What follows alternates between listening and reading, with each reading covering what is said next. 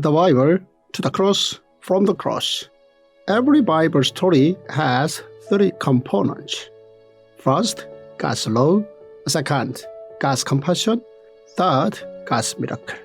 Opening your Bible opens miracles. The Bible as one story is wholly enough in our lives. Day 1. Genesis 1-2. Good, good, good. God, who first planned and designed the universe, was overjoyed as He created this world. First point. Genesis chapters 1-2 explains to us that God designed time, space, and people in their entirety. All things and creatures belong to God. God designated a part of the land and created the Garden of Eden. And He gave us hope of the new heavens and the new earth. As God created the whole universe from sky to earth in Genesis 1, He will renew everything as He confirmed in Revelation. Second point. Genesis chapters 1-2 contain good news, the gospel. This part contains the beginning when God created the universe where everything can be explained by the laws of causality post-creation, up to the point of Jesus' crucifixion that contains pre-creation and providence, which ends with Jesus saving every person through His sacrifice. All of this is God's gift and good news for us, the gospel. Third point. God's method of creating the universe means that God spoke. In other words, the universe was created with God's voice. God spoke out saying, "Let there be light," and it was so.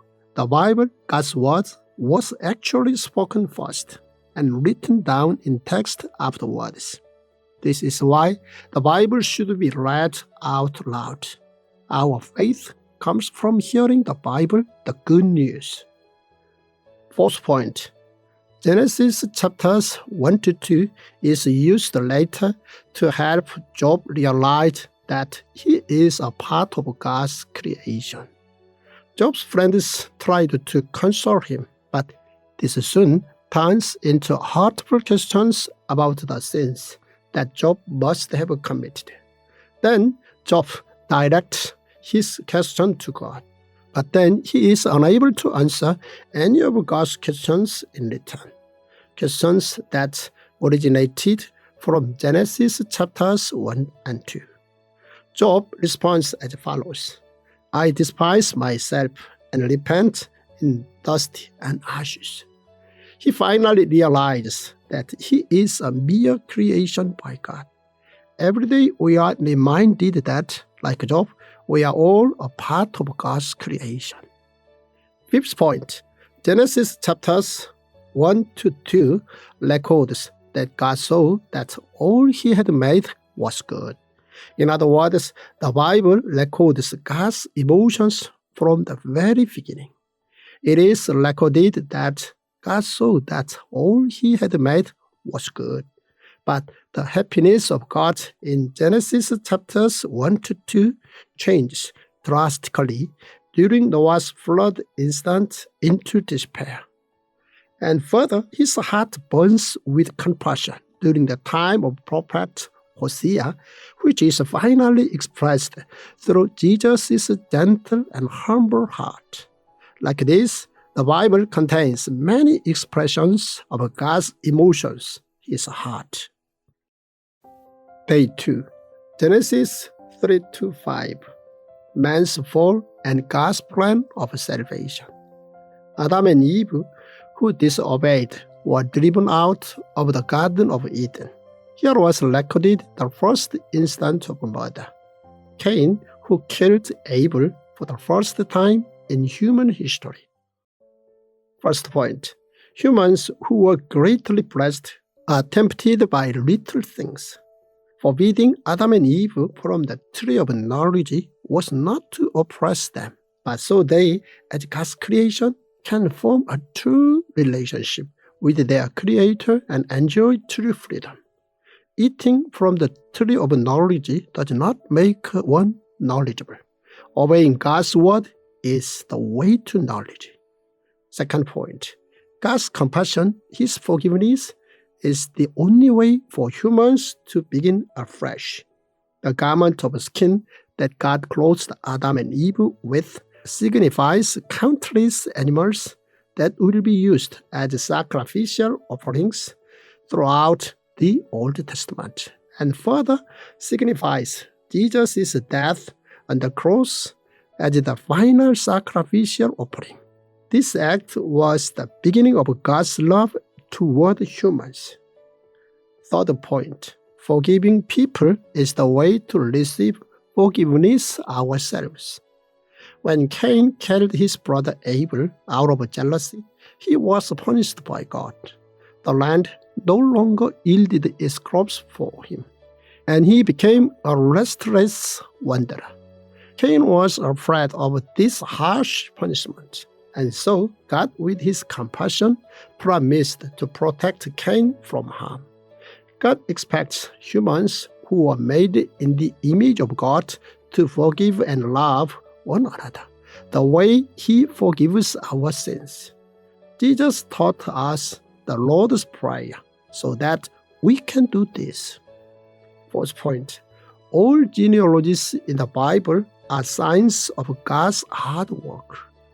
Genesis chapter 5 lists Adam's genealogy.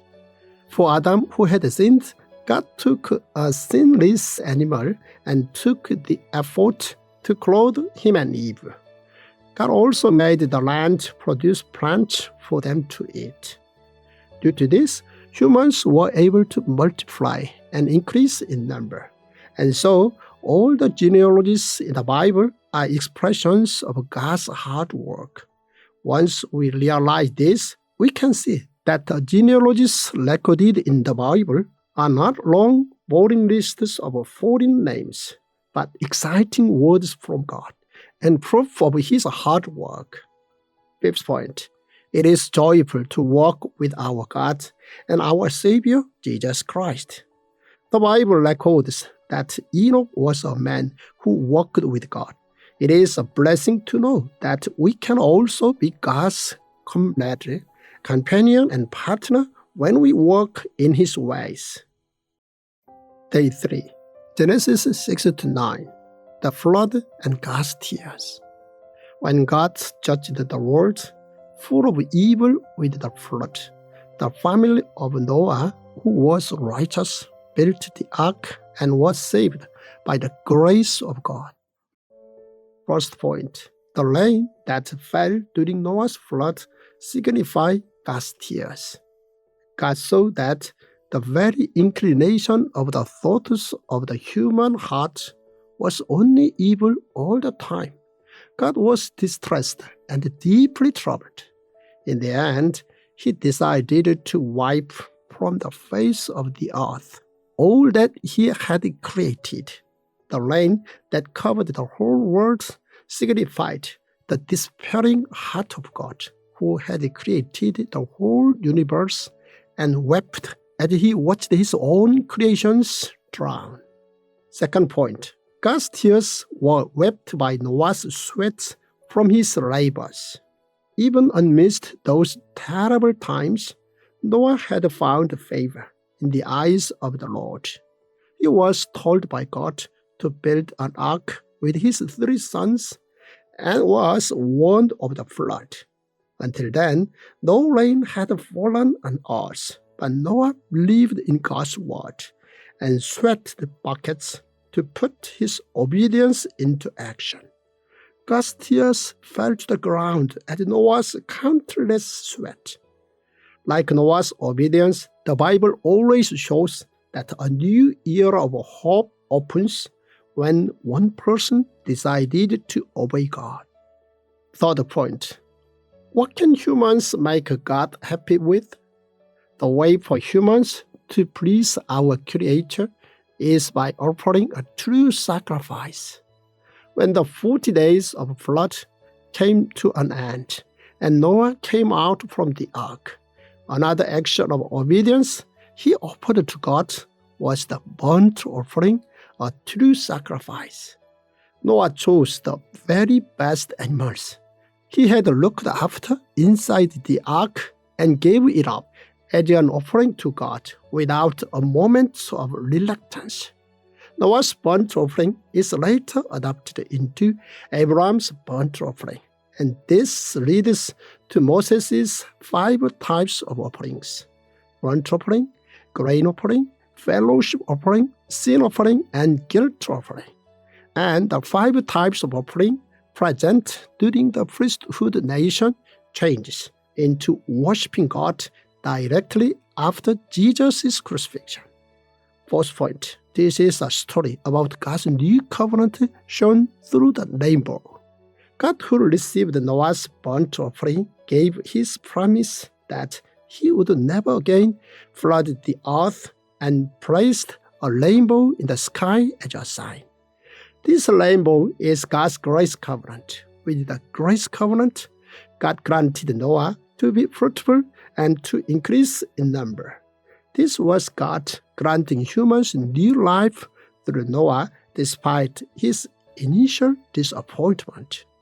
Fifth point, Noah's 2 sons walked backwards to cover their father's nakedness.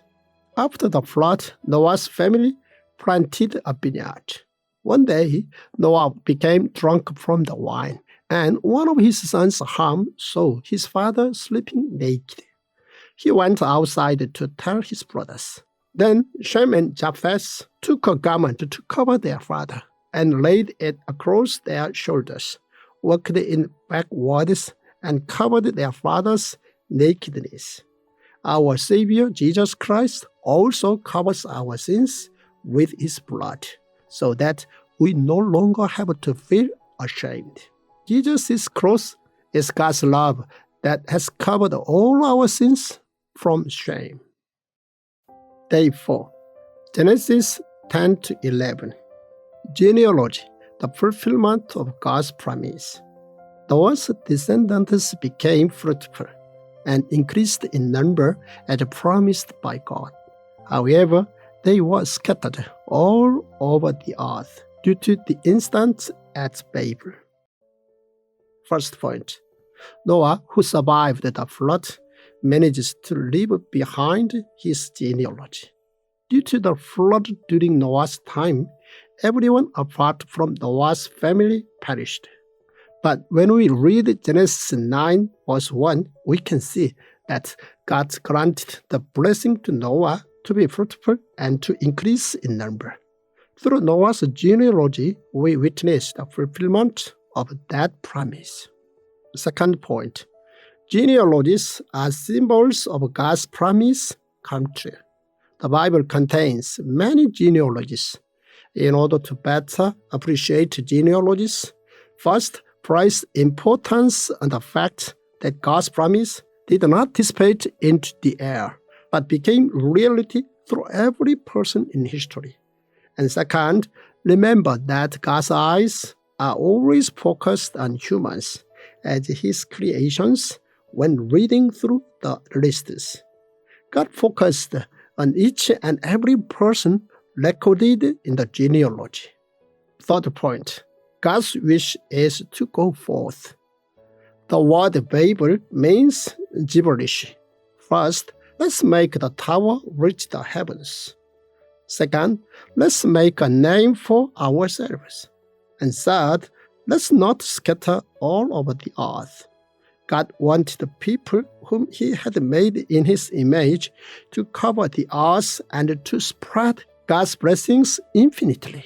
But after the flood incident during the time of Noah, the people wanted to stay together, unlike God's wish for them to scatter. God had to confuse their languages to stop the people from gathering. God always shows us the way and tells us to go forth.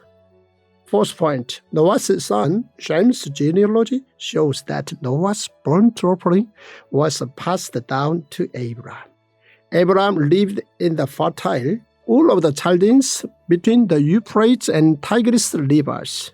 But God told Abram to go to the land he would show him. And so Abram obeyed God's orders. Whenever he relocated, Abram sacrificed burnt offerings to God. This suggests that Noah's burnt offering was passed down to Abram. Fifth point, the only universal language is the Bible. The Bible is a revelation where God revealed himself. Christians all over the world have the Bible as the universal language, and we must use this advantage to spread the good news about Jesus' crucifixion and of how he saved us to the ends of the earth. Day 5. Genesis 12-14. God's promise and Abram's obedience. God's promise about descendants and lands coupled with Abram's obedience became an important foundation to God's orchestration of history. First point, the Bible is the story of Jesus, the son of David, the son of Abram. The Bible, which comprises God's history, contains approximately 2,000 years, 1,500 geographical locations, and 5,000 people. Abram is one of the representative persons out of the 5,000 people who obeyed God in the Bible. And Abram was labeled the ancestor of faith. So when we think of obedience and faith, we must first remember Abram.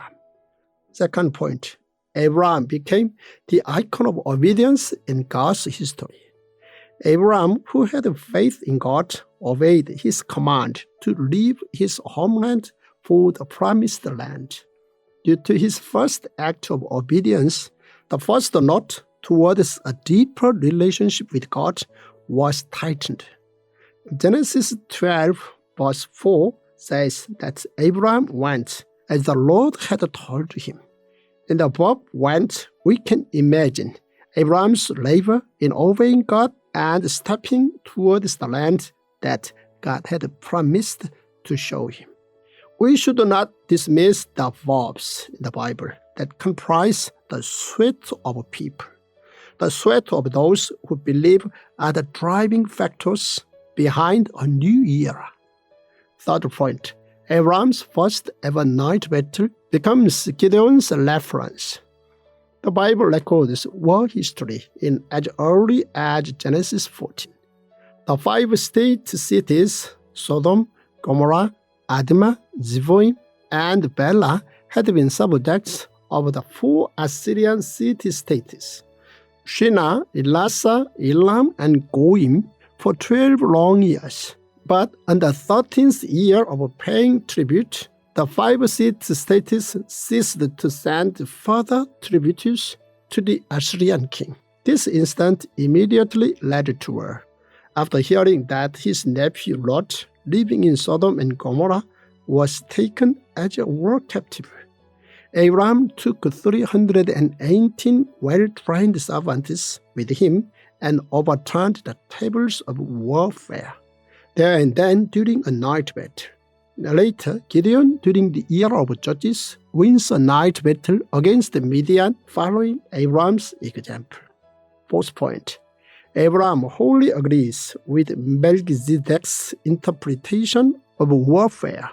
Abram, who had won a great battle, met Melchizedek, the king of Salem, and God's priest, who came with bread and wine and received blessings, and gave 1/10 of his gains to him. And this battle of Abram's later became a legacy to David, who testified that battles belong to the Lord. Fifth point, Abram shows us how best to utilize material goods in 3 ways. First, Abram yielded to Lot in their relationship by saying, "If you go to the left, I will go to the right. If you go to the right, I will go to the left." Second, in his relationship with God, Abram offered his first tithing from the fruits of his labor. The tithe was an expression of gratitude to God, and at the same time, an acknowledgement of Melchizedek as God's priest. And third, in his relationship with his neighbors, Abram said to the king of Sodom, "I will accept nothing belonging to you, not even a thread or the strap of a sandal." This shows to what extent Abram was innocent in his dealings with his neighbors. Day 6, Genesis 15-17. Rainbow, circumcision, ark, cross. Abram believed and waited for God's promise that he would give him descendants. God credited him as righteous for his faith. First point, God's plan through Isaac's birth, the preparation of the burnt offering and Mount Moriah. The reason God gave Abram Isaac was to fulfill his plan of the burnt offering and Mount Moriah. According to the customs of the Near East, a man adopted a slave if he did not have an heir. And so Abram, according to such customs, considered Elijah of Damascus to continue his family line. But God's answer was, "A son who is your own flesh and blood will be your heir." God also promised that Abram's descendants would be as numerous as the stars in the sky. Abram, at the age of 99, after getting circumcised, which symbolized the covenant between him and God, was able to conceive a son at the age of 100 with Sarah, Isaac, the promised son. And now finally, God's plan of the burnt offering at Mount Moriah was ready. Second point, the promise made in Genesis 15 is fulfilled in Exodus 1. God's promise in Genesis 15 of descendants evidently came true, as can be seen in Exodus 1. They multiplied greatly, increased in numbers, and became so numerous that the land was filled with them. Sometime afterwards, Jacob's family of 70 ended up entering Egypt when Joseph said to his brothers, "It was not you who sent me here, but God." Here we can discover that Joseph knew about the promise that God had made to his great-grandfather Abram. Third point, God's promise about the land was accomplished through Abram, Moses, and David. God confirmed his plan concerning the promise about Canaan to Abram 4 times. First, from Ur of the Chaldeans, "Go to the land I will show you." Second, when he arrived in Canaan, "To your offspring I will give this land." Third, after Lot left, "Go walk through the length and breadth of the land, for I am giving it to you." Fourth, after he saved Lot, "To your descendants I gave this land." Eventually, God's promise is fulfilled 500 years later, firstly during the time of Moses, when the borders of Canaan were set, and then 1,000 years later during the time of King David and Solomon. Fourth point, the 4 most important symbols of God's covenant in the Bible are the rainbow, circumcision, ark, and the cross. As a symbol of God's covenant, first, God gave to Noah the rainbow. Second, God gave to Abram the act of circumcision. Third, God gave to Moses and the Israelites a kingdom of priests, as well as the symbol of the ark. Fourth, God gives us today the cross to forgive us of our sins. Fifth point, his name will be Isaac, and his name will be Jesus. Jacob's sons were all named after they were born. Moses' name means delivered from the water, and his name was given 3 months after he was born. But even before he was born, God gave Isaac his name. Similarly, for Jesus, God, through the angel Gabriel, gave him the name Jesus. Day 7. Genesis 18-21. Why do we need a country? Abram figured out the heart of God, wanting to postpone judgment to the end, and prayed for him to change his mind. He was truly the one deserving of becoming a channel of blessing. First point.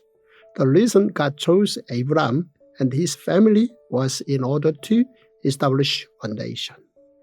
On the 8th day of being born, Isaac was circumcised to mark the covenant with God and in his plan to make a righteous nation. Isaac grew up much loved by his father Abram. Moreover, Isaac learned about the burnt offering through his father. As such, Isaac spent his teenage years following God's plan. Especially through the burnt offering at Mount Moriah, Isaac was able to learn about God's test and love. The reason God chose Abram was in order to raise a nation that would fulfill God's justice and righteousness. Second point, God wants to give people a chance to repent before reaching judgment. Much more so than Abram, God wanted to save the people of Sodom and Gomorrah from perishing.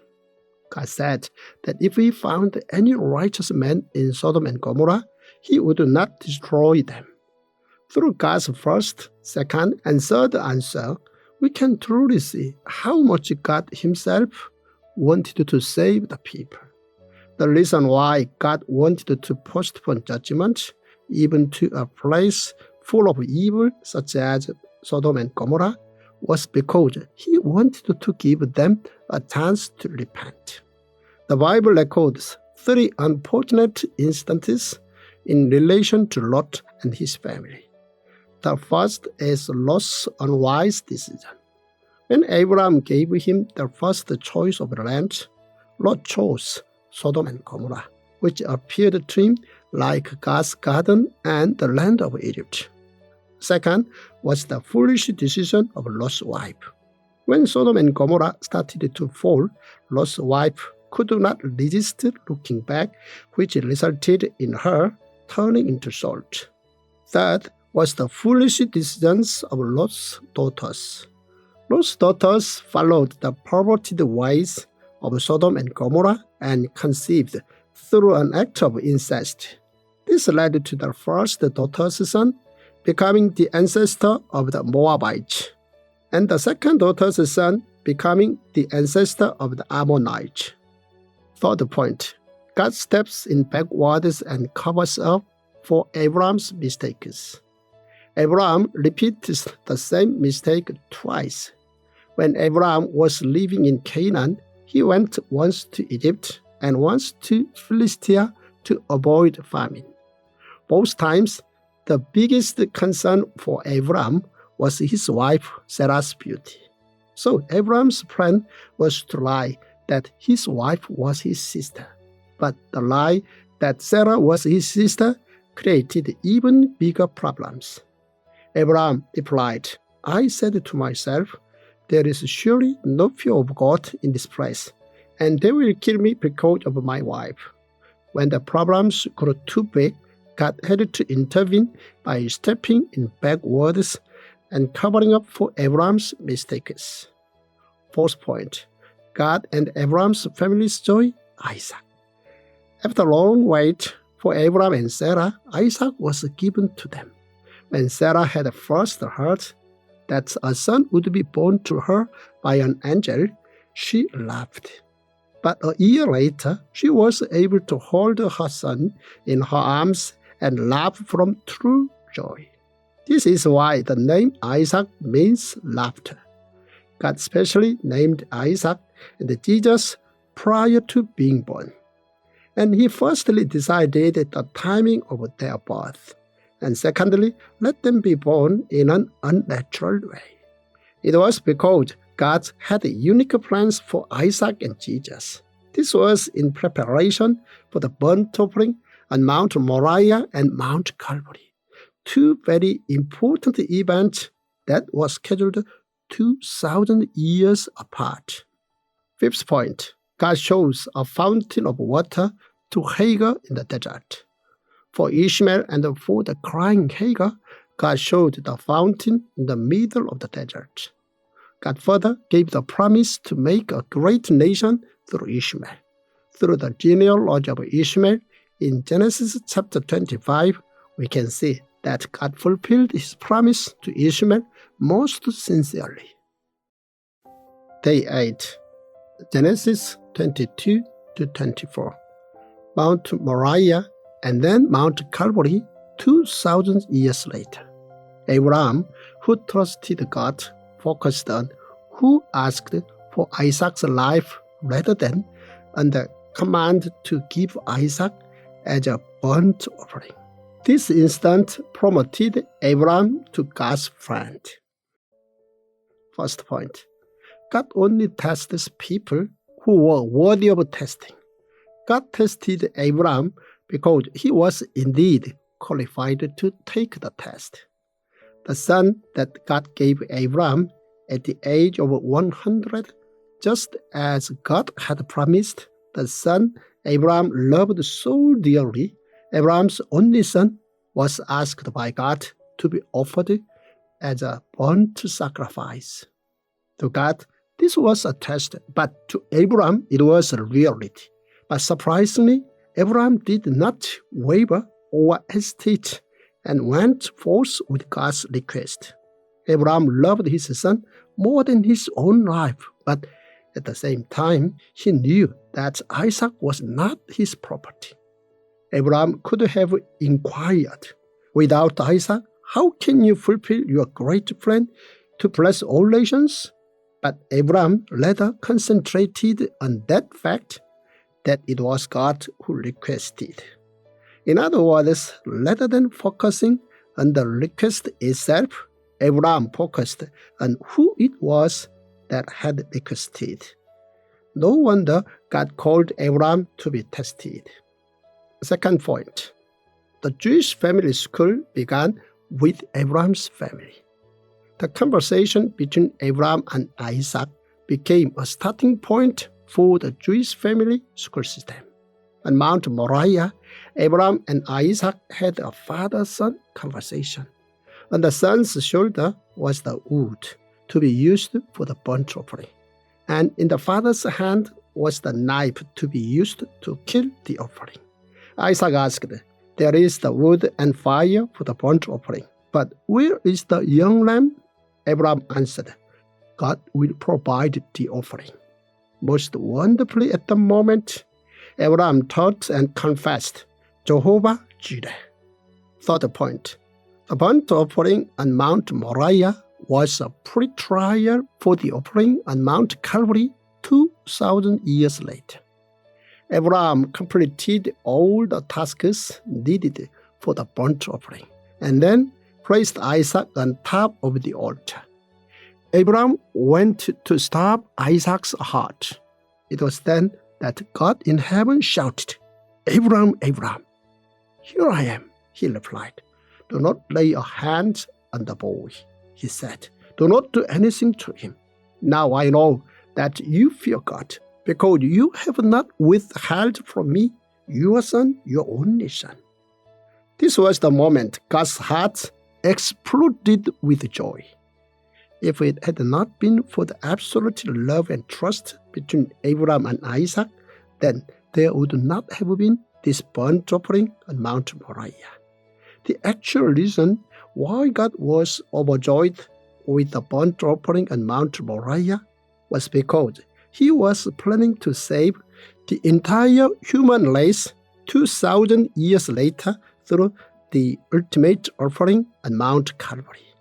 Through the instant on Mount Moriah and Mount Calvary, God and Abram were able to share the experience of offering their most precious son for each other. Because of this instant, Abram received the honor of being called God's friend. Fourth point, Abram's life companion Sarah left two symbols of hope in history.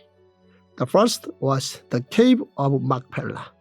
The Cave of Machpelah was the first piece of land that Abram purchased for the exact monetary worth. Both Abram and Sarah were buried in that cave, and then Isaac and Rebekah were also buried there. Afterwards, Leah and then Jacob, who died in Egypt, were also buried in that cave. The second was Sarah's faith. It was Sarah who proved that nothing is impossible for God, that later inspired Samuel's mother Hannah, as well as Jesus' birth mother Mary.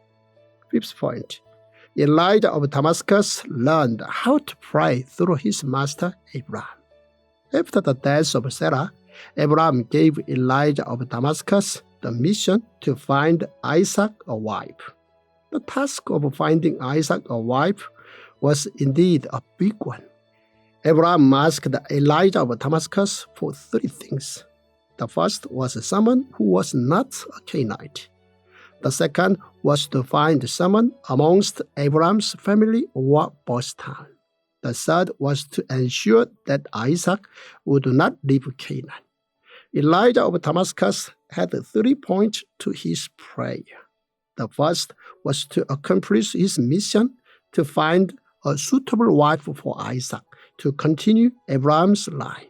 The second was with faith that Isaac's wife would already know and serve Jehovah. The third was to find the woman that had prepared near the well who would come to fetch water. His prayer was answered even before he had finished praying. Day 9, Genesis 25 to 27. Isaac, next generation. The lifestyle of Isaac of obeying God and yielding to his neighbors was the joy of God, who greatly continued the promise of a blessing made to Abram through him. First point, God's dream passes on from Abram to Isaac. Abram's faith is passed on to the next generation, Isaac. After Abram's death, the genealogy of his sons, Isaac and Ishmael, are recorded. This shows that Abram's death is not the end, but the start of a new beginning. As God promised, a nation was founded by Ishmael, and Abram's faith was passed down through Isaac. As such, God's history unfolded with one man, Abram, who founded a great nation and led them in faith, and furthermore became a channel of blessing to all nations as God had planned. Second point, when a problem occurred, Isaac did not try to solve it himself, but rather asked God and waited for a response. Although Isaac, like his father Abram, had similar concerns about having descendants, Isaac did not look for alternatives, but rather waited for God to give him a solution. Isaac prayed to the Lord on behalf of his wife because she was childless. God heard Isaac's earnest prayer and so gave Rebekah twins. He told Isaac and Rebekah that the older will serve the younger. God forewarned them that Jacob would take Esau's birthrights from him. This birthright became a problem between Esau and Jacob. However, Jacob, who ended up getting the birthright, was able to fulfill God's plan. Abram had to wait 25 long years to hold Isaac in his arms. In that time, he looked for alternative methods to get an heir through Elijah of Damascus and Ishmael. Third point, Isaac experienced miracles through obeying God and showed true humility through sharing. What Isaac did on Mount Moriah was the ultimate action of obedience he showed to his father as well as to God, the Creator. Isaac lived the rest of his life sharing and giving, which once again surprised the world. Like Abram, Isaac also experienced famine in the land. After moving to the land of the Philistines, Isaac obeyed God by not moving to Egypt and began cultivating the land that was hit with the famine. Consequently, God allowed Isaac to live 100 times the work he put in. Later, Jacob and Joseph also realized, like Isaac, that abundance and famine was the work of God. But this spurred jealousy in the people living there, who ended up filling up Isaac's wells with mud. However, Isaac did not make trouble by moving elsewhere. But then other people started to fight over Isaac's wells. So Isaac gave the well to them and dug another well. This stopped all arguments. Isaac was indeed humble and meek and set an example to others as a man of God. Fourth point, from Abram to Isaac versus Isaac to Jacob. When God gave Isaac and Rebekah twins, God clearly told them that the older would serve the younger. So what they should have done was to take this seriously and tried to handle the situation as smoothly as possible. Instead, Isaac and Rebekah did according to their will, and each had favorites. This eventually led to the twin brothers from being unable to live together in the same house, and forced them to live separately as enemies for 20 years. Fifth point, a father's blessing becomes the future. In the Bible, we frequently come across fathers blessing their sons. Noah to Shem and Japheth, Isaac to Jacob, Jacob to his 12 sons. Such blessings become the backbone of the future. Day 10. Genesis 28 to 30. Empty-handed Jacob, the tithe covenant. The covenant of God continued down to Jacob, who ran away from his elder brother, and God gave the promise of Emmanuel to Jacob, who went to Lot in Haran. First point, Jacob, who was born in Canaan, leaves his hometown twice. The first was when he left to escape his brother Esau, and the second was when he left to Egypt to escape famine. But every time Jacob left Canaan, God always came to visit him in his dreams. The first time, when he fled from his brother to Haran, God met with him in his dream in Bethel in his sleep. God promised him that he would be given the land of Canaan, as well as his descendants, and that he will return one day. The second was when he had to go far from Canaan to Egypt, and God came to his dreams in Beersheba. The difference this time was that he would be returning after his death. It was here again that God came to him in his dream. I am God, the God of your father, he said. Do not be afraid to go down to Egypt, for I will make you into a great nation there. God gave Jacob the courage and confirmation he needed. I will go down to Egypt with you, and I will surely bring you back again, and Joseph's own hand will close your eyes. Second point, empty-handed Jacob promises God his tithe.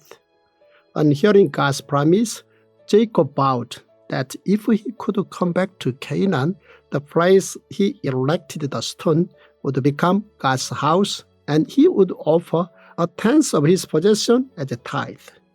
Jacob's promise of tithes had its roots in his grandfather Abram offering tithe to God after his encounter with Melchizedek. So like his grandfather, Jacob promised tithe to God. God received Jacob's promise when he was an empty-handed man. Third point, the 12 sons of Jacob born in Haran later become the 12 tribes of Israel. Abram to Isaac, Isaac to Jacob, sons that were born by near miracles until now, eventually led to 12 sons of Jacob. However, among the grown family, Jacob loved Rachel a great deal more, and his love for Rachel continued unto Joseph. Jacob's extreme favoritism led to a conflicting and divided household. This was resolved after many years after the death of Jacob in Egypt. Fourth point, Jacob, the master of bargaining, is fooled by a bargain. Jacob succeeded in taking Esau's birthrights with the lentils too, but this led to him having to run away. Later, Jacob bargains with his uncle Laban twice.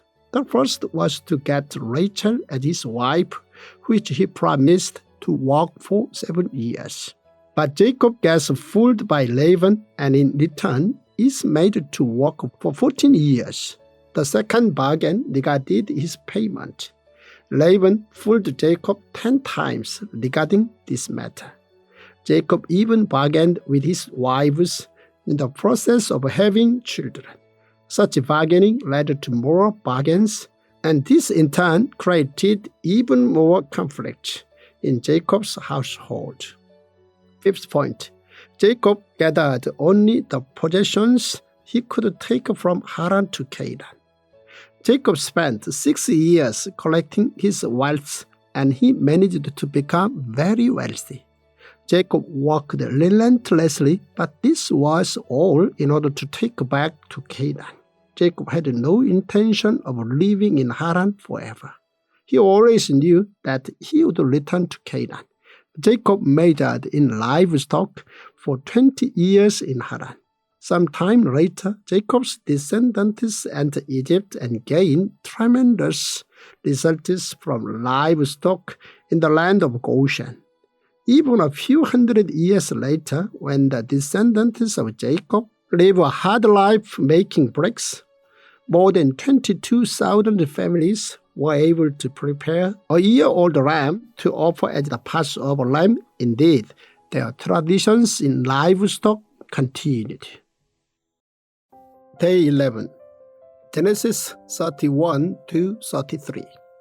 Jacob and Esau reconciled 20 years later. Jacob, who left his 20-year life in Haran and returned to Canaan, met with Esau safely with the grace of God and was reconciled with his brother. First point, Jacob, who fled Canaan 20 years ago, had to once again flee from Haran. Jacob ran to Haran away from his brother Esau.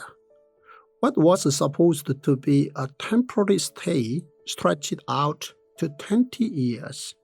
But when Laban's sons saw that Jacob had become wealthy, they acted as if Jacob had stolen Laban's wealth from him. Even Laban started to treat Jacob differently. But around that point, God told Jacob to return to Canaan. When Jacob sensed the trouble, he decided to return to Canaan. Just as he did 20 years ago, Jacob once again decided to flee from his situation. When Laban found out about this, he naturally went after Jacob. But God appeared to Laban and told him to differentiate between the good and the bad. God protected Jacob against Laban by enabling Jacob to go his way and have Laban bless Jacob instead of causing harm. Second point, Jacob feared to meet his brother Esau again after 20 years. Despite Jacob living away from Esau for 20 years, he was nevertheless still afraid. Jacob's fear was based on a memory 20 years ago when his brother Esau tried to kill him.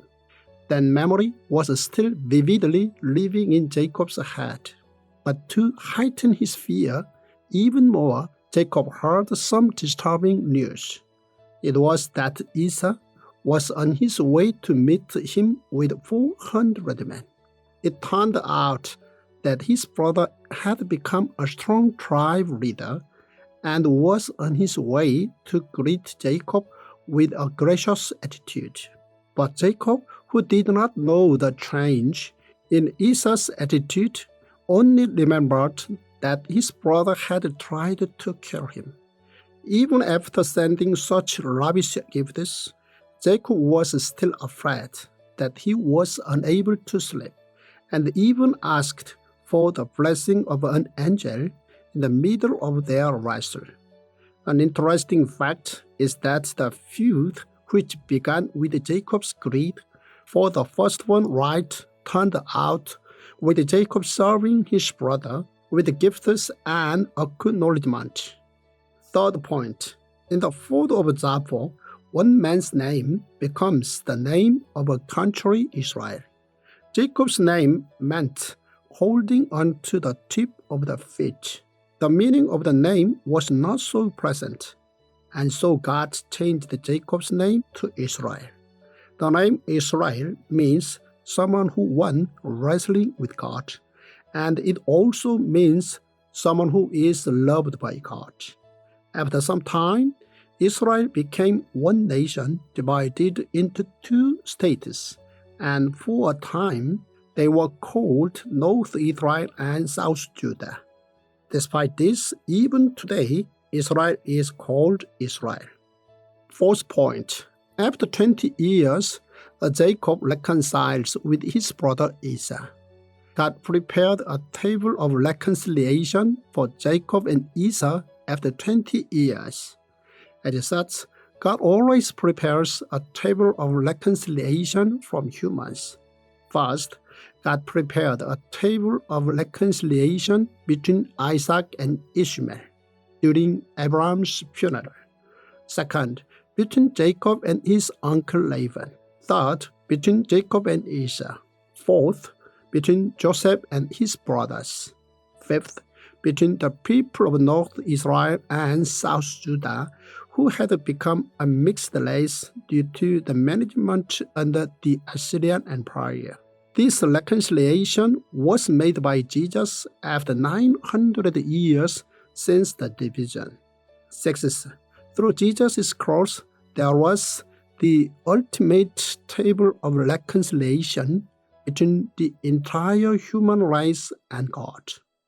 Fifth point, Canaan was the land God showed Abram, and this became Jacob's homeland. Jacob, after 20 years, returned to his homeland Canaan. The land of Canaan, which God showed to Abram, was the Holy Land. The Lord had said to Abram, "Go from your country, your people, and your father's household to the land I will show you." After Abram and Isaac's time for Jacob, Canaan had become his beloved hometown.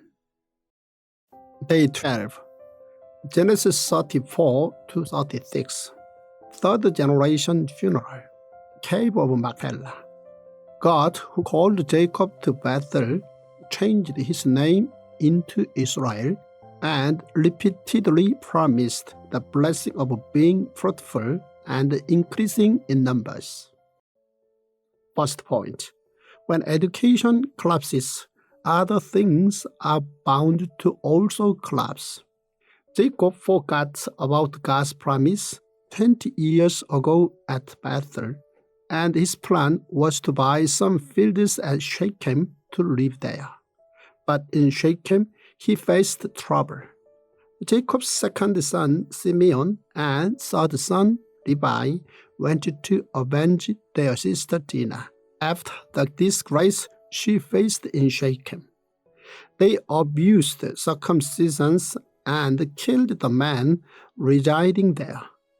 They ignored that circumcisions symbolized the covenant between God and Abram when he was aged 99. Jacob's sons, however, completely abused this act by committing a grave sin. Jacob worked relentlessly for 20 years in Haran that he failed to educate his family about God's covenant. The seriousness of this became apparent in Shechem. When education is not practiced properly, then such dangers are bound to follow. Second point, after 20 years since Bethel, Jacob was able to lay down the foundation of his family's faith. When Jacob was unable to live in Shechem due to the incident of Simeon and Levi, God told Jacob to return to Bethel and offer sacrifice there. God wanted to renew Jacob's family in this place. During the 20 years in Haran, Jacob had forgotten about the promise God had made with him at Bethel. But God had not forgotten. As such, Jacob's family's faith was re-established in Bethel. Third point, when Rachel died, Jacob began to favor Joseph and Benjamin. Not long after leaving Bethel, Rachel died, giving birth to Benjamin. When Rachel died, his love or obsession went straight to Joseph. Later, when Jacob thought that Joseph had died for 22 years, he became obsessed with Benjamin. As such, Jacob loved and favored Rachel for 20 years, and then did the same to Benjamin for 22 years. Jacob's long-standing issue of favoritism was unexpectedly cured through the famine. Fourth point, Abram's family, 3 generations, were buried in the cave of Machpelah. Abram's funeral was held by Ishmael and Isaac, and Isaac's funeral was held by Esau and Jacob. Afterwards, Jacob, who died in Egypt, was also buried in the cave of Machpelah by his 12 sons. As such, 3 generations of Abram's family was buried in the cave of Machpelah. Seen throughout history, the cave of Machpelah played a crucial role. Firstly, with Jacob wanting to be buried in Machpelah, a commute had to be made from Egypt, which acted as a trial for the Exodus that was to happen 400 years later. Secondly, after the Israelites had occupied Canaan, Caleb chose this land. And thirdly, 900 years later, David was anointed as king over Judah there. Fifth point, the genealogy of the Edomites was the fulfillment of God's promise to Esau. Genesis chapter 36 records the fulfillment of God's promise concerning Esau's descendants. It shows that Esau's descendants became as numerous as the stars in the sky. The Edomites, as blessed by Isaac, had the task of living in peace with the Israelites. However, later in the book of Obadiah, we come across the story of God reproving the descendants of Esau. This was because Edom cooperated with the Babylonian Empire and was also glad when the Israelites fell into Babylon's hand. Thus, God declared judgment upon Edom through the prophet Obadiah for enjoying their brother's downfall. Day 13, Genesis 37 to 38. Jacob's favoritism. Joseph had to suffer terribly because of his dreams, but God helps him endure and sends him ahead to prepare for the Exodus. First point, as Jacob's favoritism became deeper, the further his other sons turned from him. When Rachel, whom Jacob had loved, passed away, his love passed unto Joseph and then unto Benjamin. For Jacob, this was love, but for the other 3 wives and 10 sons, this was cruel favoritism. Such favoritism by Jacob led the family into conflict. When Jacob wanted to meet his brother Esau after 20 years, he revealed the extent of his favoritism. In front of the line, he placed Zilpah and Bilhah along with the sons born by them. Behind them, he placed Leah with the sons born by her. And right at the back, he placed Rachel and Joseph where it was most safe. Second point, Jacob, who fooled his own father with cloth, became fooled by his own 10 sons through cloth. In the past, Jacob wore his brother Esau's clothes to fool his father Isaac. He did not, however, manage to fool his father for a long time. But Jacob faced the same trick, only this time he was the one being tricked by his own sons. Jacob's sons took Joseph's ornate robe and covered it with blood and brought it to Jacob. Seeing it, Jacob believed that an animal had killed Joseph and started to lament. Jacob's sons, differently to Jacob, were more skillful and were able to keep this secret for 22 years despite seeing their father in great anguish. Third point, Judah took 3 steps in constructing the relationship between his brothers. The first step was his suggestion to sell Joseph. The second step was when Judah said to his father, "You can hold me personally responsible for him." Judah offered his 2 sons in exchange for taking Benjamin. It was only then that Jacob decided to let Benjamin go. As such, it was through Judah's actions that the brothers were able to reunite in Egypt. The third step was to take Benjamin's place as a slave. Observed through tongue, God's word to Abram that, "For 400 years your descendants will be strangers in a country not their own, and that they will be enslaved and mistreated there," were beginning to unfold.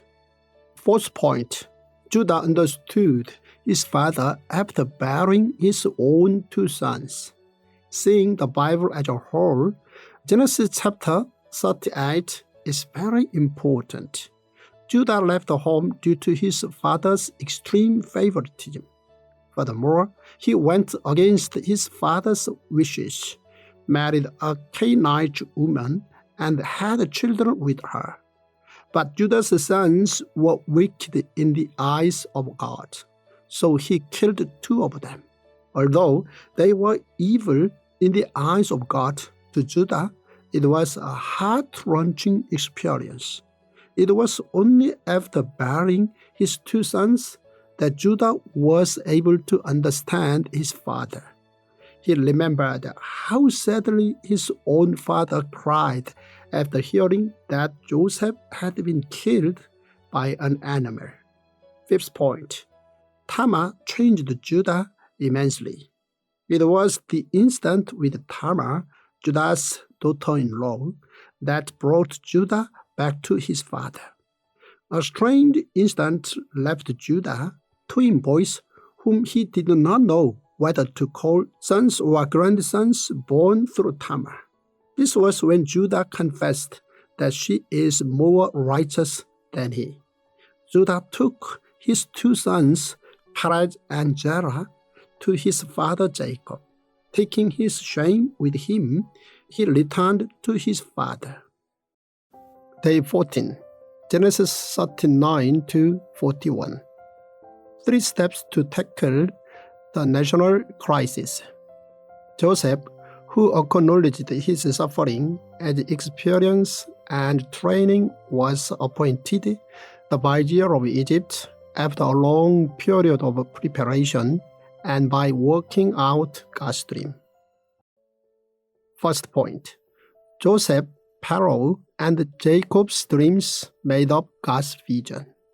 Joseph's dream showed his own destiny of becoming the vizier of Egypt. Perot's dream, on the other hand, was the fate of Egypt. Even bigger, Jacob's dream revealed the destiny of one nation for all nations.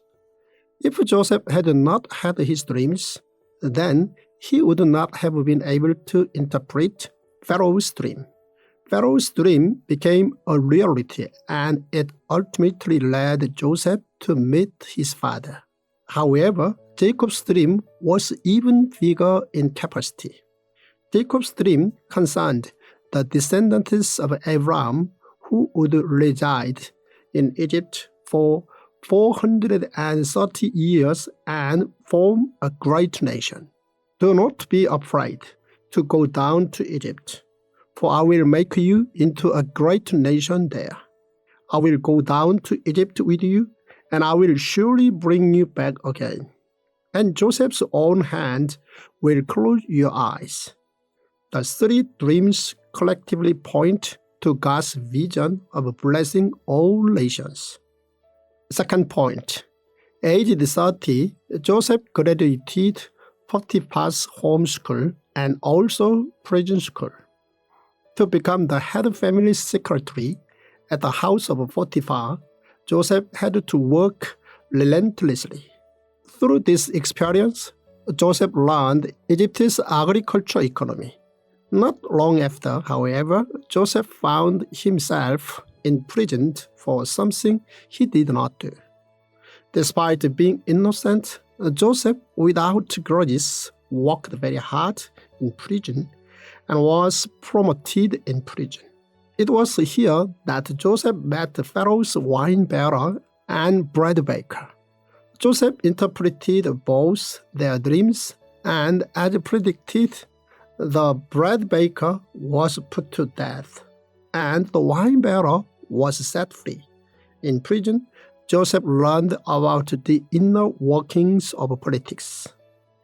Third point, Joseph, as vizier of Egypt, had three solutions to solve a national calamity. If Joseph had only interpreted the dream, then he may have been sent straight back to prison with some palace souvenirs. However, Joseph was promoted to vizier on that very day because he came up with a solution for the next 14 years. Joseph suggested three plans to solve the situation. The first was to collect 1/5 from the abundance and keep it in storage. The second was to store the grain in different parts of the lands as opposite to collecting it in one area. The third was that for 14 years, the cabinet would operate as an emergency unit. Fourth point, Perot suggested that Joseph hold all the power, leaving only the title of Pharaoh to him. Pharaoh did not waste time and immediately made changes in order to save the future of Egypt.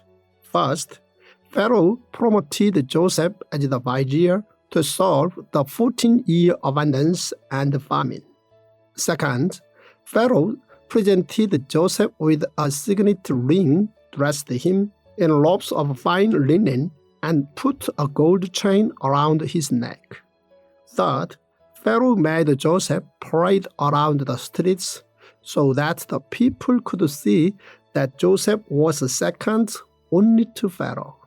Fourth, Pharaoh changed his name to Japheth-Nas-Paneah, which meant the man who reveals the truth. And fifth, Pharaoh made Joseph marry Asenath's daughter of Potiphar, priest of On. Fifth point, Joseph led the 14-year national project. From day one of his new position, all Joseph focused on was the 14-year national project. This is similar to when his father Jacob worked nights and days tending to Laban's flock in Haran for 20 years. Joseph spent the first 7 years acquiring 1/5 of the grain and storing it safely in the national unit. Finally, famine struck all of Egypt and its surrounding countries. How terrified and relieved would Pharaoh have been when he witnessed Joseph's predictions come true? 2 years into the famine, after the 7 years of abundance, 9 years into Joseph acting as a premier, the Egyptian palace was completely overflowing with riches. It was at this time when his 10 brothers traveled all the way from Canaan to buy food for Jacob's family. After much negotiations, threats, and tears, the 12 brothers are finally reconciled, and Joseph invites his father Jacob to live with him in Egypt during famine. Joseph was so busy that he was unable to go to Jacob to bring him to Egypt, despite how much he had missed his father. Day 15. Genesis 42 to 44. Reconciliation of brothers 22 years later. Joseph met with his brothers who came down to Egypt to purchase grain. He tested them for the purpose of solving the conflict that had torn them apart all those long years ago. First point. 2 years since the 7 years of abundance, Egypt's neighboring nations were suffering from food shortage. During Joseph's time in Egypt, by God's grace, Egypt and its surrounding countries were able to experience abundance for 7 years. However, this abundance was immediately followed by a terrible famine which went on for 7 years. This led to a state of emergency for all surrounding countries. It was at this time that people heard Egypt had stored crops. Naturally, everyone from all different countries gathered to Egypt. People at the time had no idea famine would go on for another 5 years. But Pharaoh, through Joseph, was foretold about what was to happen. For this reason, Joseph must have appeared like a god. So we can imagine that Joseph's worth was at its peak during the second year of the famine, 9 years into Joseph's position of political power. Second point. After 22 years, Joseph accuses his brothers as spies. Joseph's 10 brothers came to Egypt to buy crops. As Joseph had expected, Benjamin was nowhere to be found.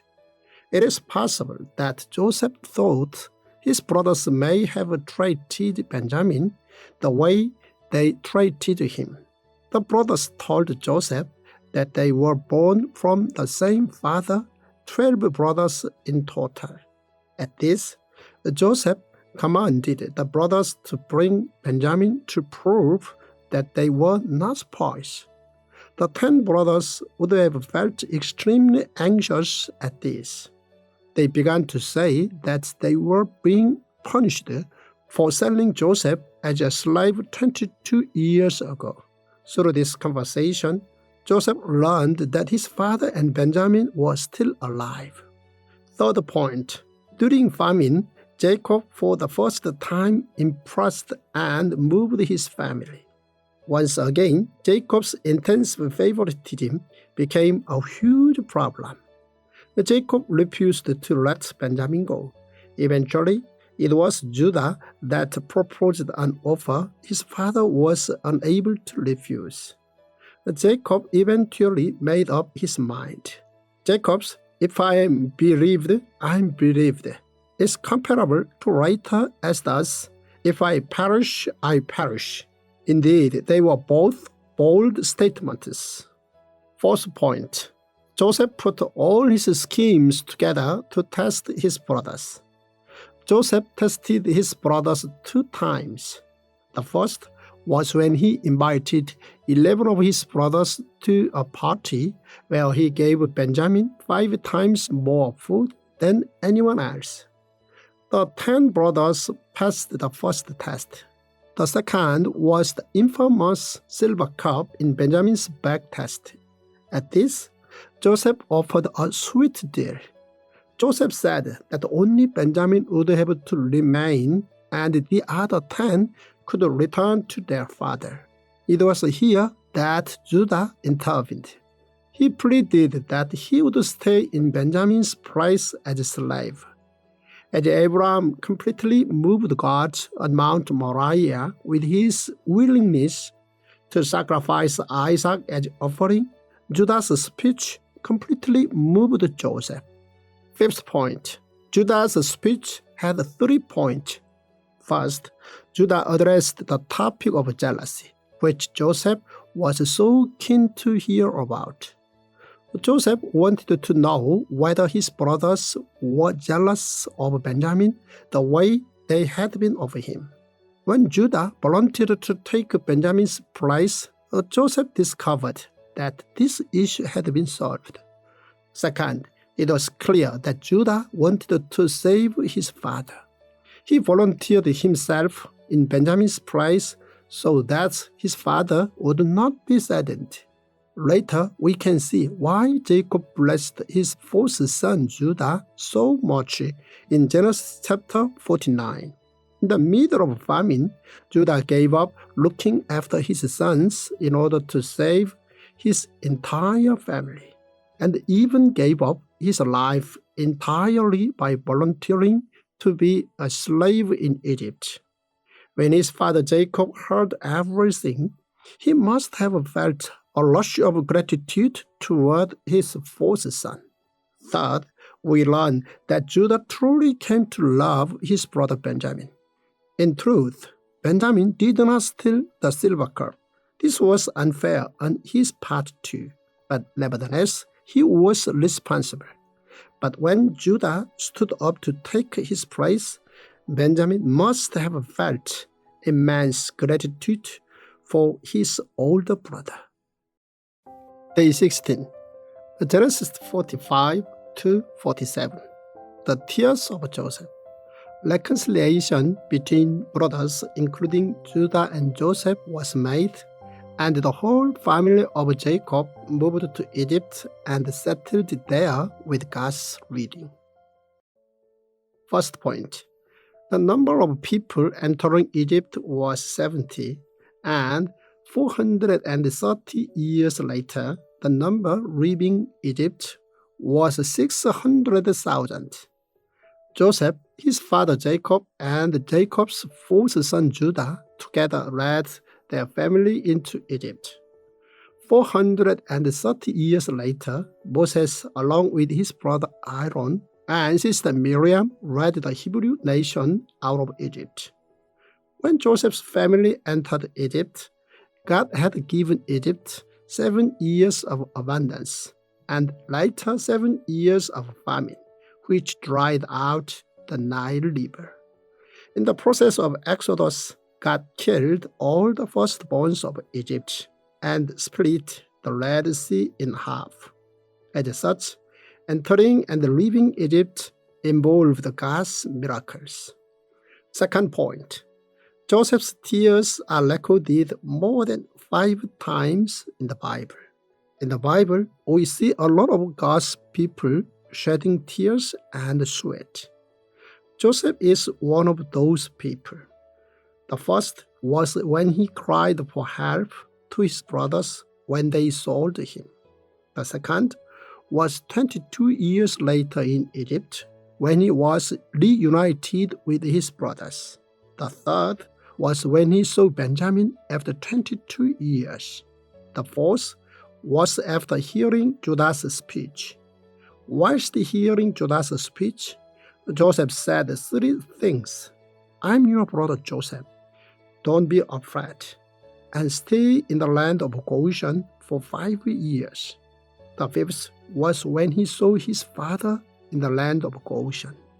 Third point, Joseph's family are invited to Egypt as VIPs. Perot suggests an idea to Joseph, his outstanding political administrator. This was to invite all of Joseph's family and furthermore to give them good land to live in. Pharaoh invited all of Joseph's family to come to Egypt as VIPs. and he also offered them the following three. The first was to take grain to them, bring them back in a carriage, and to give them good land. The second was to give Joseph's 10 brothers a loaf each, and Benjamin 5 loaves, as well as 300 pieces of silver. The third was to load Egypt's beautiful goods onto 10 male donkeys, and to load grain and bread on 10 female donkeys and send them to Joseph's father Jacob. This was because Joseph had changed the fate of Egypt in the past 9 years. Perot knew that it was in his best interest to make sure that Joseph was in good health and spirits in order to continue his job. Fourth point, entering Egypt was in order to make a nation, and the Exodus was in order to make a country. What was more surprising than Perot's dream or Joseph's dream was Jacob's dream in Beersheba. God gave Jacob the dream of making a nation and also making a country in order to fulfill his vision of blessing all nations.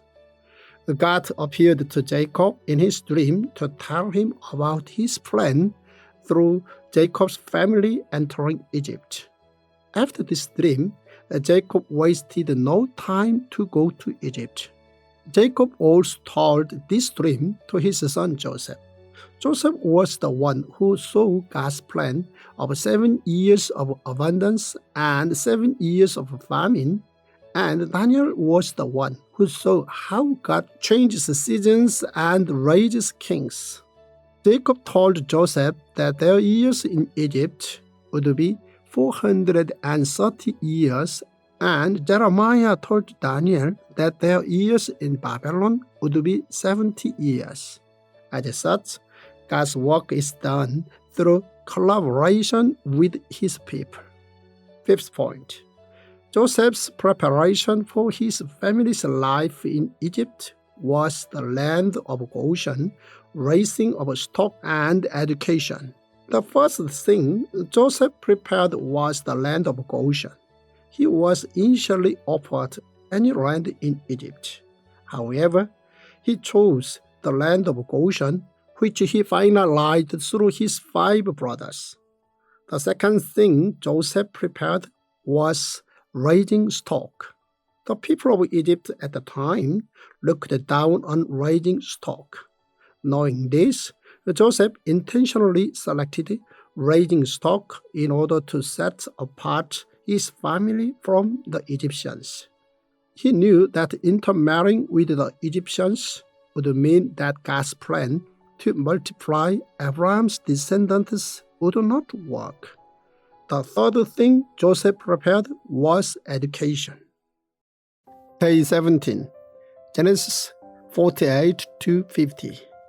Entering Egypt and Exodus. The funeral of Jacob, who blessed his sons before breathing his last, was a rehearsal of Exodus, and Joseph's will became the vision of Exodus to happen later. First point, Jacob's funeral became the rehearsal for Exodus. When Jacob died at the age of 147, his family all came together. By this point, it had been 12 years since Joseph had ended his 14 years in power. Despite this, Joseph's contributions were so phenomenal that Jacob's funeral became a political statement. Joseph made his father's funeral into National Mourning Day by traveling to the cave of Machpelah. This was to ensure that his descendants were educated for Exodus that was to come. This trip became the rehearsal for Exodus. Second point, Jacob, before his death, places his hands on Joseph's 2 sons and blesses them in an ordination way. Jacob blesses Joseph's 2 sons, But whilst blessing Ephraim and Manasseh, he does something that was never done before. He places his hands on their heads. This became the first ever ordination. It is here that he confesses that whilst his grandfather Abram and his father Isaac served God, he was raised by God. This confession contained his truthful shame. But Joseph was startled. He saw that his father had placed his right hand on his second son and his left hand on his first son. This, of course, reminded Joseph of their family trauma of feuds with the first and second sons. Jacob tells Joseph not to worry, and at Jacob's blessing, Joseph's two sons lived a blessed life without jealousy. Third point, Jacob's blessing to his 12 sons becomes the 12 plus 1 setting for a kingdom of priests. Before his death, Jacob blesses his 12 sons. The surprising fact is that the 12 sons mentioned in Genesis chapter 49 becomes the foundational ground for a kingdom of priests seen in Numbers chapter 1. As for the descendants of Levi, they become scattered among the tribes to do God's work according to a kingdom of priests. Fourth point. After Jacob's funeral, Joseph's 10 brothers once again decide to go into Egypt. Jacob, at his request, was buried in cave of Machpelah with his grandfather and father in Canaan rather than being buried in Egypt. His funeral came to an end in Canaan. It was here that Joseph's brothers made the decision of faith. They decided to return to Egypt with Joseph. At this point, they did not have to return to Egypt since famine had stopped long ago. Nevertheless, they decided to go back. The reason was in order to obey their father's wishes of expanding Abram's descendants in the land of Egypt. This truly cast light on how successful Jacob's education was. Fifth point. Joseph's life can be summarized in 3 points. The first was overcoming natural disaster. The second was his father's funeral, and the third was education, family school. Seen through tongue, Joseph's life can be summarized in 3 points. The first is how he overcame natural disaster. He also managed to save his family. The second is how he put everything into his father's funeral. As the leader of entering Egypt, he was truly able to fully prepare for Exodus. The third is how he was able to succeed in implementing family school. Family school had 3 main purposes. The first was to teach his children about Abram and Isaac's faith. The second was to teach them about how they were to make a nation in Egypt. The final was to ensure that his children were clear about returning and settling in the land of Canaan in the future. Day 18. Exodus 1-2. Experiencing an empire. The people of Israel were forced into slavery by the Egyptians, who feared the prosperity of Israel, but God looked after their suffering. First point. God's promise about descendants and land in Genesis chapter 12 is fulfilled in Exodus chapter 1. What started with 70 people in Egypt with Jacob's family grew into 600,000 over 400 years later. But this substantial growth became a threat to the Egyptians. Responding to this, the Egyptian authorities devised a 3-step plan. The first was by commanding the Hebrew midwives to secretly kill the male babies. This did not work, for the midwives feared God. The second was by commanding the Egyptian soldiers to throw the male babies into the Nile River. The third was by enslaving the Hebrew nation. Second point, the experience of the Egyptian empire became the framework for a kingdom of priests. The reason why God planned for Abram's descendants to multiply in number in Egypt for 400 years was so that they could first-handedly experience an empire. In this way, they could start a new system that would be opposite to what they had experienced. Third point, the 4 reasons Moses had to ride the papyrus basket. There are 4 reasons why Moses had to ride a papyrus basket when he was only 3 months old.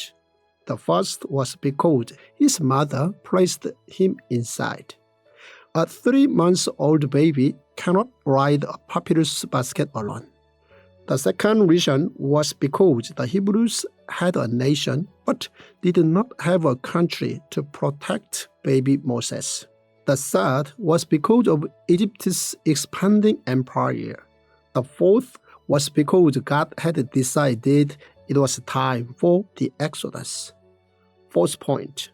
For 8 years, Moses prepared for Exodus in 3 ways.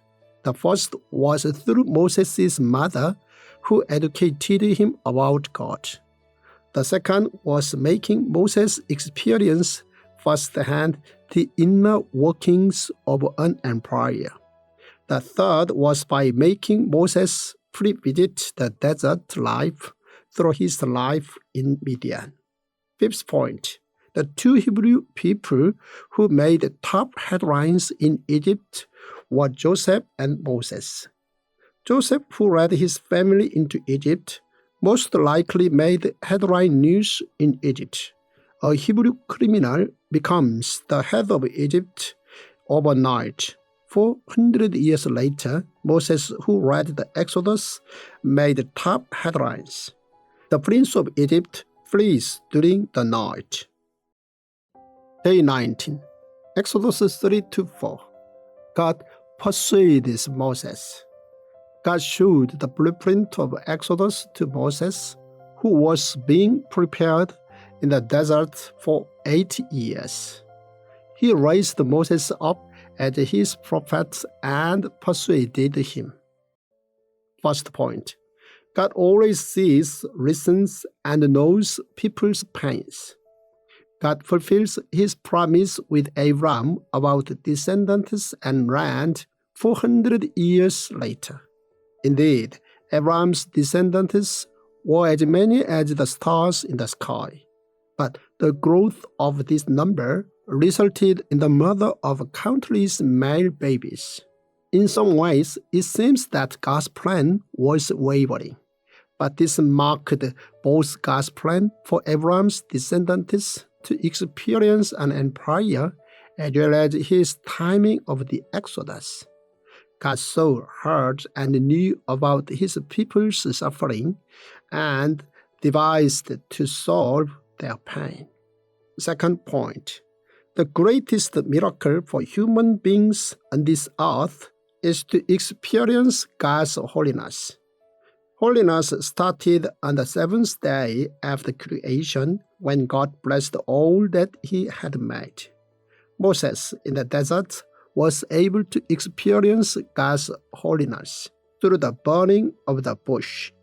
This became a preview for what the Hebrew nation would experience later on in Canaan.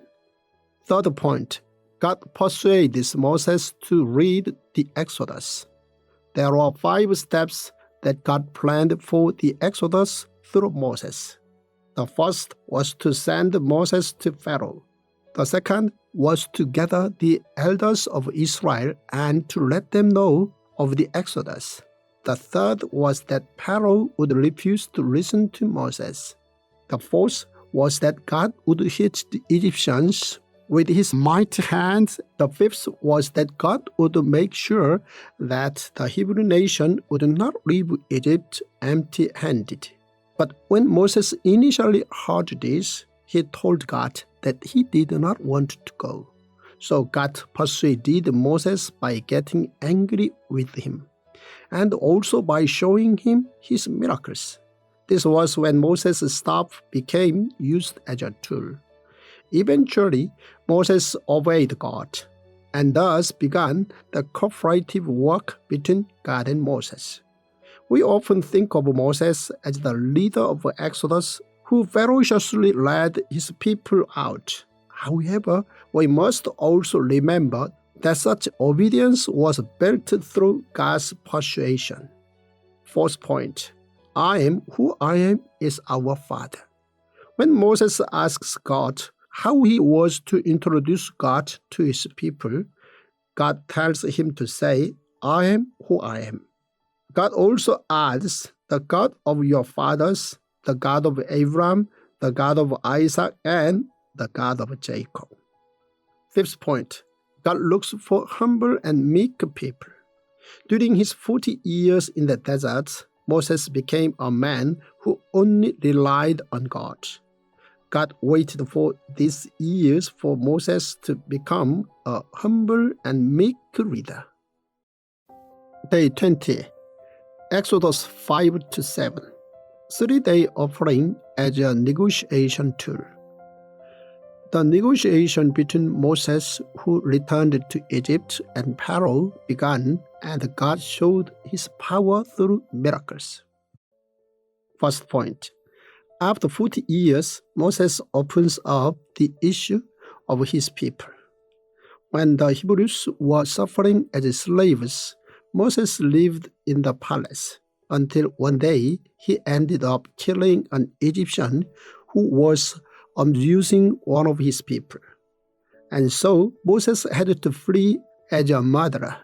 At this time, Moses knew just how sensitive this matter was, which led him to run away. Fast forward 40 years, Moses returned to the ever-sensitive issue, but this time he made a loud statement. Second point. To Pharaoh, Moses did not ask for wages for his people, but rather a 3-day trip to the desert. When Perot said yes to meeting Moses after 40 years, Moses may have realized at the point that God had made him the prince of Egypt precisely for this occasion. If Moses did not have the previous prince title, then the chances of Perot meeting him would have been 0. When they finally met after 40 years, Moses did not ask for wages or for anything else. He instead asked for him and his people to leave Egypt for 3 days to go to the desert to make an offering to God. Moses added that God may kill the Hebrew nation if they did not go. Third point, Perot says, I do not know your God, and furthermore banned the Hebrews from leaving Egypt. Perot tells Moses, I do not know your God. Indeed, Perot ends up paying the price for this, as he and the Egyptians come to learn who God is. The Egyptians added the work of the Hebrew nation and made their labor even harder to endure. This made the Hebrews express a grudge towards Aaron and Moses. Fourth point, Moses and Perot start their 6 months negotiation. Negotiation is very different from begging. Negotiation is about bringing a sizable deal to the table. Moses' card was God's miracles. To this, Pharaoh responded with his civilization. Fifth point, God, who used the Nile River for the purpose of entering Egypt, once again uses it for the Exodus.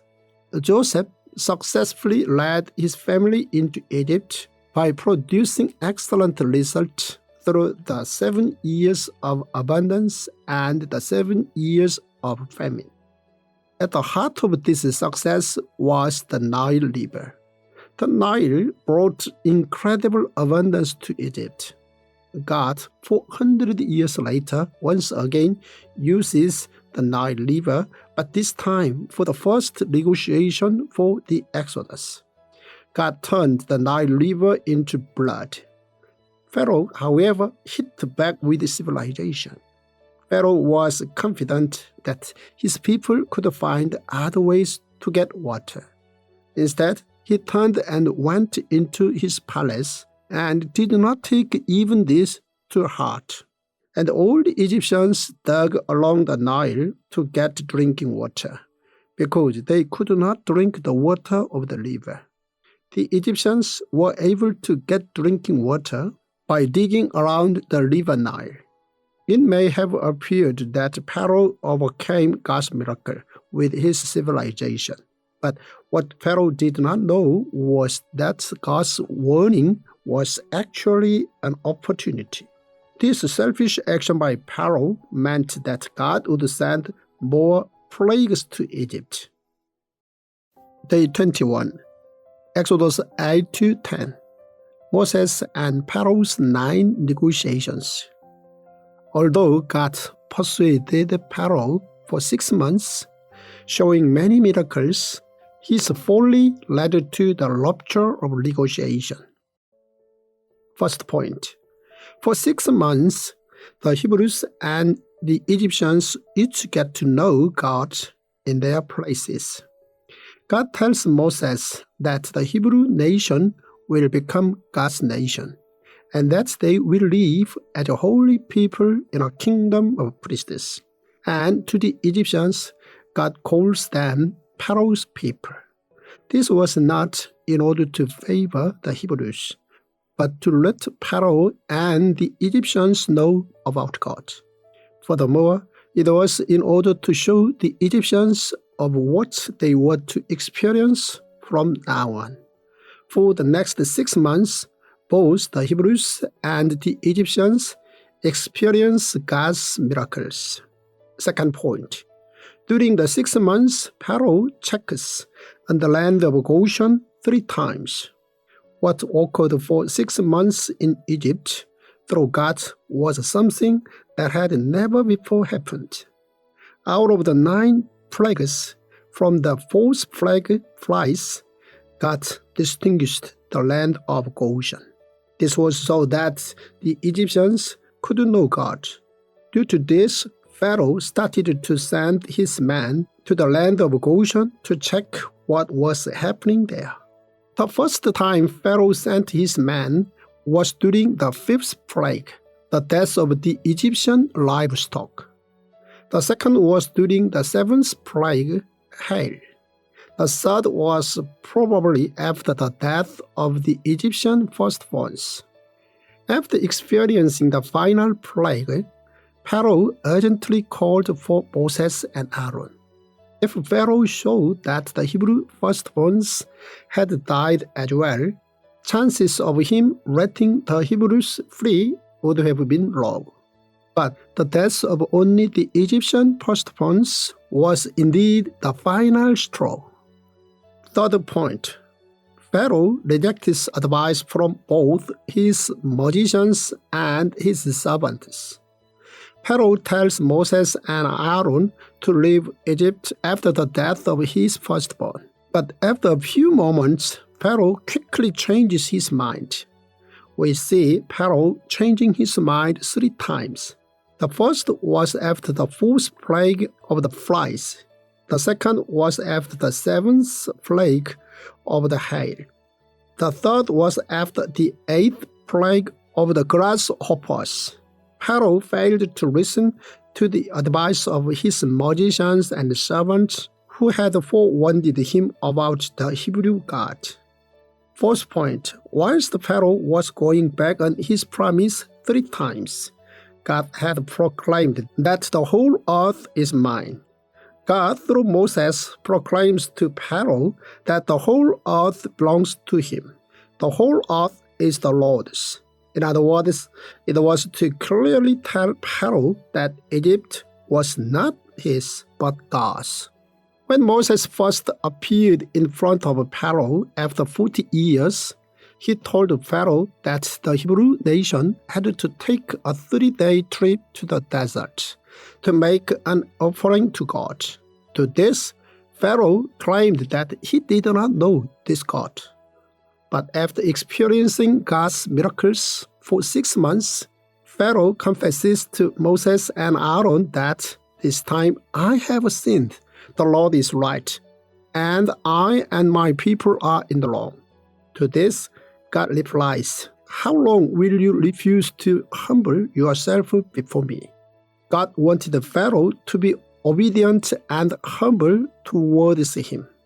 Fifth point, Pharaoh still looks back at the historical records and refuses to do what is right. After the fourth, seventh, and eighth plagues, Pharaoh calls for Moses and Aaron and claims that he will free the Hebrew nation if the plague stops. But as soon as the plague stopped, he changed his word. Perot had actually got this idea from Joseph's father's funeral. During Jacob's funeral, the children and the livestock remained in Egypt, and only the adults went to the cave of Machpelah. Even in such a state, Perot was looking for any excuse. But of course, Moses could not accept Perot's terms. 9 plagues and 6 months later, Perot completely rejects the negotiation and ultimately ends up seeing the death of his firstborn. Day 22, Exodus 11-13, Passover and Communion. Through the last plague of death of the firstborn, the people of Israel cut off the chain of long slavery and took the step towards freedom and exodus. First point, Genesis 12 records Abram's obedience and the start of his family's life of faith. And Exodus 12 records the Hebrew nation's obedience and thus the start of their life of faith. Abram believed in God's promise of descendants and land. He traveled to the promised land, and this marked the beginning of his family's life of faith in the land of Canaan. 400 years later, Abram's descendants obeyed the word of God by spreading the blood of a 1-year-old ram on their doorposts to keep the Passover. The night of the Passover was the night that the Hebrew nation began their life of faith as a community. Second point, Passover night. The Egyptian empire's foundation is crushed, and a kingdom of priests foundation is established. Passover night, 5 things happened that night. The first was Perot's proclamation that he would no longer negotiate with Moses and Aaron. The second was Moses' final warning that all the Egyptian firstborns and the firstborn livestock would be killed, but the Hebrews would not die. The third was Moses' instructions to the Hebrew nation to kill over 22,000 1-year-old lambs without defect and spread the blood on their front doors. The fourth was the actual death of the Egyptian firstborns and their livestock. The fifth was the Hebrew nation being able to receive silver and gold from the Egyptians. As such, the foundation of the Egyptian empire was crushed that night, and the foundation of a kingdom of priests was established. Third point, commemorate the Passover. The Passover could be seen as the biggest miracle recorded in the Old Testament up to that point. The Passover was commemorated for the next 1,500 years. God gave 4 reasons as to why the Passover was to be commemorated. It marked the start of a new beginning for Abram's descendants who had been slaves. It marked God's salvation. It marked the day God counted as the beginning of the Israel nation. It marked God becoming the God of Exodus and also God's making the Israel nation his. 4th point, the Passover, which occurred in Egypt, continued for 1,500 years and then ended with the first communion. The night before crucifixion, Jesus sat with his disciples and practiced the final Passover, which had continued for 1,500 years. He took bread and wine and started the first ever communion.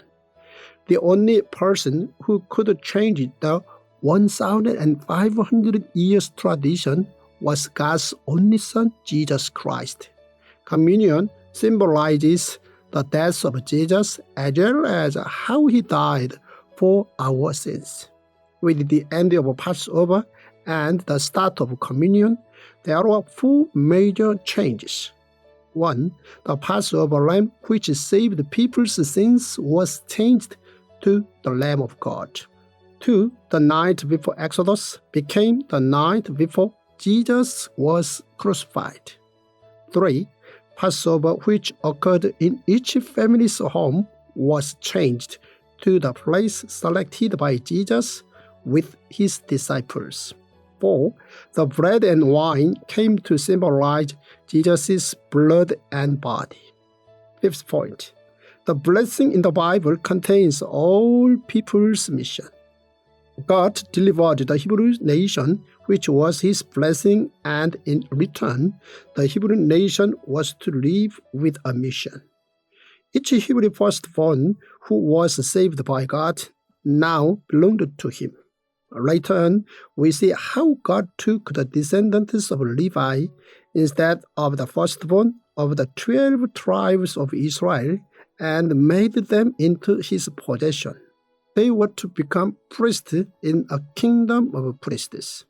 For this, the firstborns of the 12 tribes of Israel had to offer a sum of their wealth to the tribe of Levi, so that they could implement a kingdom of priests for all nations. Day 23, Exodus 14-15, the 5-step spiritual strategy of the Red Sea. As the people of Israel who got out of Egypt were chased by the Egyptian army, God divided the Red Sea and saved the Israelites. First point, entering Egypt began with the Nile River, and Exodus ends with the Red Sea. As seen in Genesis, Joseph led his family into Egypt whilst instructing how to navigate the 7 years of abundance and 7 years of famine in Egypt. God showed his great power through the Nile River during this time. 430 years later, God made Abram's descendants experience an empire through Egypt so that they would be able to live as a holy people in a kingdom of priests. God furthermore divides the Red Sea in half so that the Israel nation could end the Exodus. Second point, the 3 regions the Egyptian soldiers chased after the Israel nation. The 10th and final plague was something the Egyptians, their civilization, or the Perot's obsession could no longer take. The Egyptians were truly able to know that it was God who orchestrated miracles. But even after all of this, Perot's heart changed once again. Perot took his full-scale army and chased after the Israel nation. There were 3 reasons for this. The first was because of Perot's prediction. Pharaoh knew that the Israel nation was headed towards a dead end, and so decided to chase after them. The second was because Perot and the Egyptians wanted revenge. They did not know that the death of their firstborns and livestock, as well as the end of their empire days, was God's punishment. But Perot and the Egyptians failed to remember their own faults and only wanted revenge for their loss. The third was because they wanted their slaves back. The number of Hebrews was indeed grand, and the loss of them was enormous. Without them, Egypt had to stop all their construction. No wonder Perot wanted to do anything to bring them back. Third point, the reason the whole of Israel nation was able to enter the desert was entirely due to their faith. Perot knew that the Israel nation was headed towards a dead end, the desert. But Perot did not know that God had, from the beginning, told Moses to go to Canaan through the desert. The desert is a hard place for humans to live for obvious reasons. But Moses believed in God's wonders and led the Israel nation towards the desert. The Israel nation also followed Moses with faith. Fourth point, with the Egyptian army chasing after them, Moses leads his people into victory through 5 steps. In order to enter Canaan, the promised land, Moses decides to cross the Red Sea. But he faced 2 big problems. The first was the Egyptian army who closely followed. The second was the grumbling of the Israel nation. Moses solves this problem by believing, obeying, experiencing, and glorifying God. This victory involved 5 stages. The first stage was Moses using this opportunity to further know God. Moses knew that God would fight for them. The second stage was Moses using this chance to strengthen his faith. Moses did not fear the situation, but rather believed and stayed still. The third stage was Moses obeying God's command. Moses had to obey God more so than the time when he was commanded to turn the Nile River into blood. The fourth stage involved Moses experiencing God's miracles. Indeed, the Red Sea became dry land. The fifth stage was Moses glorifying God once they finished crossing the Red Sea. Fifth point, a nation, a word, a song, all stars in the Bible. The Bible contains time, a place, and people. It also contains everything there is to know about people. Of course, the Bible also contains song. Here we can see Moses' song and Miriam's song. The Bible also records Hannah's and David's song, not forgetting to mention Jesus' song. After the first communion, Jesus sings together with his disciples. Revelation also records the new song. As such, dreams, wisdom, song, courage, unity, humbleness, and meekness all stars from the Bible. The Bible as one story is wholly enough in our lives. Day 24, Exodus 16 to 18. Finally, starting the desert school. God provided Israel, who complained about the limited circumstance of desert life, while food and water were not supplied with water and manna. First point. After Exodus, the Israel nation started desert school. The Israel nation, once entering the desert, entered desert school. This school centered on 4 prerequisites, which were experiences. First, as slaves, now the length of time the Israelite people lived in Egypt was 430 years. Second, of God's 6 months miracles in Egypt, So I will stretch out my hand and strike the Egyptians with all the wonders that I will perform among them. After that, he will let you go. Third of the Passover, then Moses summoned all the elders of Israel and said to them, "Go at once and select the animals for your families and slaughter the Passover lamb." And fourth of crossing the Red Sea, but the Israelites went through the sea on dry ground, with a wall of water on their right and on their left. The reason for these prerequisites was because these combined ensured that the students of this new school were completely aware of God's wonders and power. The aim of the desert school was to educate its students on a kingdom of priests. The students, of course, had to take exams here and there to improve their abilities. Second point, humans' limits are God's beginning. The Israel nation who finally left Egypt now arrived in the desert. It was at this point that they ran out of food that they packed in Egypt. They immediately started to complain to Moses. What they did not know was that God had prepared everything for them in the desert. In the desert, God gave them manna from the sky.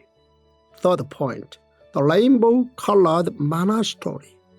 Manna was small and round in shape and had a light texture.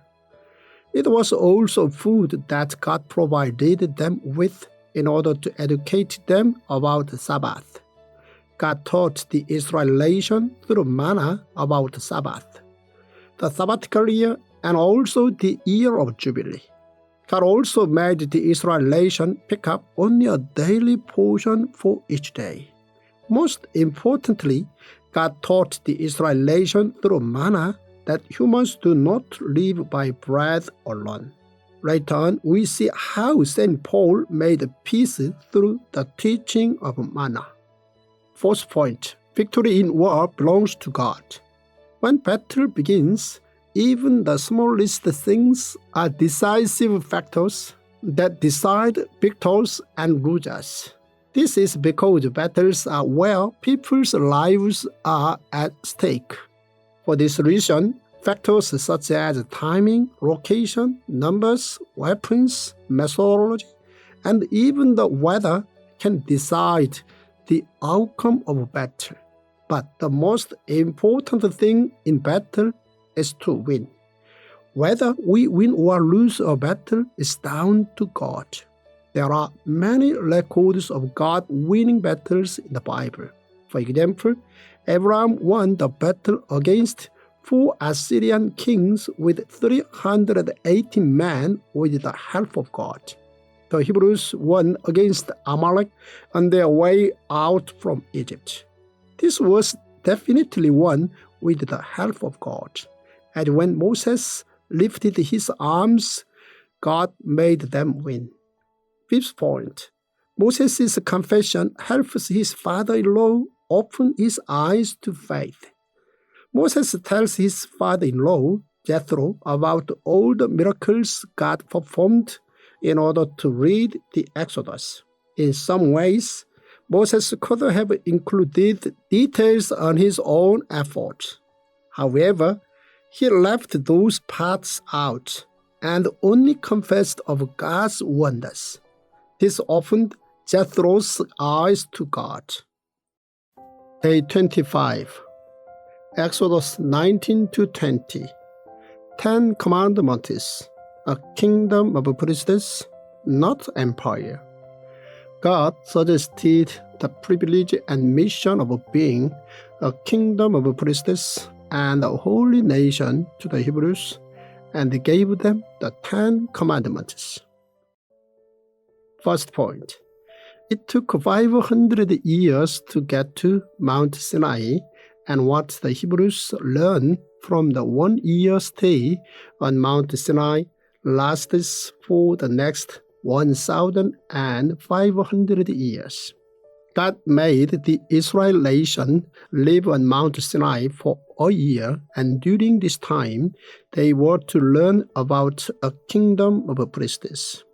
As their rule book, God gave them the 10 Commandments with 613 rules. God's vision for a kingdom of priests was implemented. The contents produced during this year on Mount Sinai lasted for 1,500 years until Jesus proclaimed, "It is finished," on the cross. Second point, a kingdom of priests, the whole earth is mine. God proclaimed that he would make Abram's descendants into his possession and that they would become his holy nation.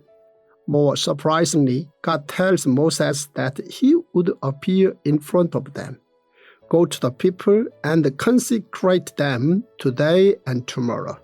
Have them wash their clothes and be ready by the third day, because on that day the Lord will come down on Mount Sinai in the sight of all the people. Third point, the reason God decides a time for everything is in order to provide humans with the best. God tells the Israel nation to wait for 3 days before meeting them. Before that, God told Abram and Isaac to go on a 3-day walk to get to Mount Moriah. In the New Testament, Jesus resurrected after 3 days. As such, God prepares the best in his time, something much better than we could ever imagine. Fourth point, the core of the 10 Commandments is to love God and love your neighbor. One day, a teacher of the law comes to test Jesus. He asks which of the 613 laws in the kingdom of priests is the most important. To this, Jesus gives an answer which leaves the asker speechless. Jesus tells him that the 613 laws center on the 10 Commandments, and the 10 Commandments center on loving God and loving neighbors. Fifth point, a dream for all nations contains 5 points. The first is recorded in Genesis chapter 12, and it is God's promise that he would bless all nations through Abram. The second is recorded in Exodus chapter 19, and it is God's proclamation that the earth belongs to him. The third is recorded in 1 Kings chapter 8, and it is about the Jerusalem temple, which contains the court of the Gentiles. In other words, every nation belongs to God. The fourth is recorded in Acts chapter 1, and it is Jesus' mission given to humanity to be his witness to the ends of the earth. The fifth is recorded in Acts chapter 9, and it is St. Paul's mission to spread the word of Jesus to the ends of the earth. Day 26, Exodus 21 to 23. Holiness within the market. God intended to raise up the whole of Israel as a beautiful community of faith while letting them know the specific rules of how to implement the 10 Commandments. First point, God gave the Israelite nation laws and commandments, which were so thorough that they even covered the behavior of one's cow. God gave the Israel nation thorough laws on top of the 10 Commandments. All these laws directed towards a holy way of living. God's laws were so precise and detailed that it even outlined how the owner of livestock should act if an animal ruined a neighbor's fields. However, if it was known that the bull had the habit of goring, Yet the owner did not keep it handy off. The owner must pay animal for animals and take the dead animal in exchange. Moreover, God's laws centered on protecting the weaker people in society. This was because the Israelites knew what it was like to be a foreigner in a strange land. Another important law was this: but if there is a serious injury, you ought to take life for life, eye for eye, tooth for tooth, hand for hand, foot for foot, bone for bone, wound for wound, bruise for bruise. This did not mean take revenge for every wrongdoing, but to value others' possessions and to care for one's neighbor as oneself. Second point, it is unrighteous for a human to make another human into a servant or a slave. God's laws prioritized the holy way of living. In particular, the law about canceling debts on the seventh year really reveals how important God considered giving people freedom. These are the laws you are to set before them.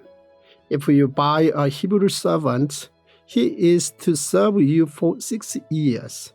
But in the seventh year, he shall go free without paying anything. The Israel nation would have understood best the reasons behind the law to cancel debts because they themselves were slaves in Egypt. Each and everyone's lives are valuable as God's individual creations. Therefore, it is wrong to force someone to act as a slave. Further down the Old Testament, we come across an important instance concerning the freeing of slaves. King Zedekiah in the book of Jeremiah temporarily freed all Israel's slaves. But sadly, the king and his subjects went back on their word very soon. But afterward, they changed their minds and took back the slaves they had freed and enslaved them again. God then spoke to South Judah through Jeremiah. And so the Jerusalem walls were set on fire and destroyed by the Babylonian Empire. I am going to give the order, declares the Lord, and I will bring them back to this city. They will fight against it, take it, and burn it down. And I will lay waste the towns of Judah, so no one can live there. Third point, God in heaven always sees people's judgment with interest. A bribe is not something for the poor. Bribery takes place between those with wealth and power. But the God of justice tells the people of Israel to not accept or to offer bribes, especially during trial. In the Bible, a case that shows a righteous form of trial is Boaz's marriage to Ruth in the book of Ruth. Oppositely, the Bible also records unjust trials, an example being Naboth's vineyard trial. Fourth point, Sabbath is for the people to rest. God gave humans as well as all living creatures a day to rest after working for 6 days. Another purpose for the Sabbath was in order for the people to participate in offering to God. On the basis of a Sabbath was also the sabbatical year and the year of Jubilee. It is very important to keep Sabbath, as it is the designated day where we praise God, our Creator. Fifth point, show yourselves to God 3 times a year. On top of commanding his people to keep Sabbath, sabbatical year, and the year of Jubilee, God also commanded his people to keep Passover, Pentecost, and the Feast of Tabernacle. This was because God wanted to meet with his people 3 times a year. It was furthermore in order to preserve the community of faith. These laws that God gave were valid for 1,500 years until Jesus proclaimed, "It is finished" on the cross. Day 27, Exodus 24 to 27. Wow, 74 members. God explained the blueprint of the tabernacle, which was to be the place of meeting with Israel through Moses, who climbed Mount Sinai alone. First point, the laws of a kingdom of priests became a bilateral covenant.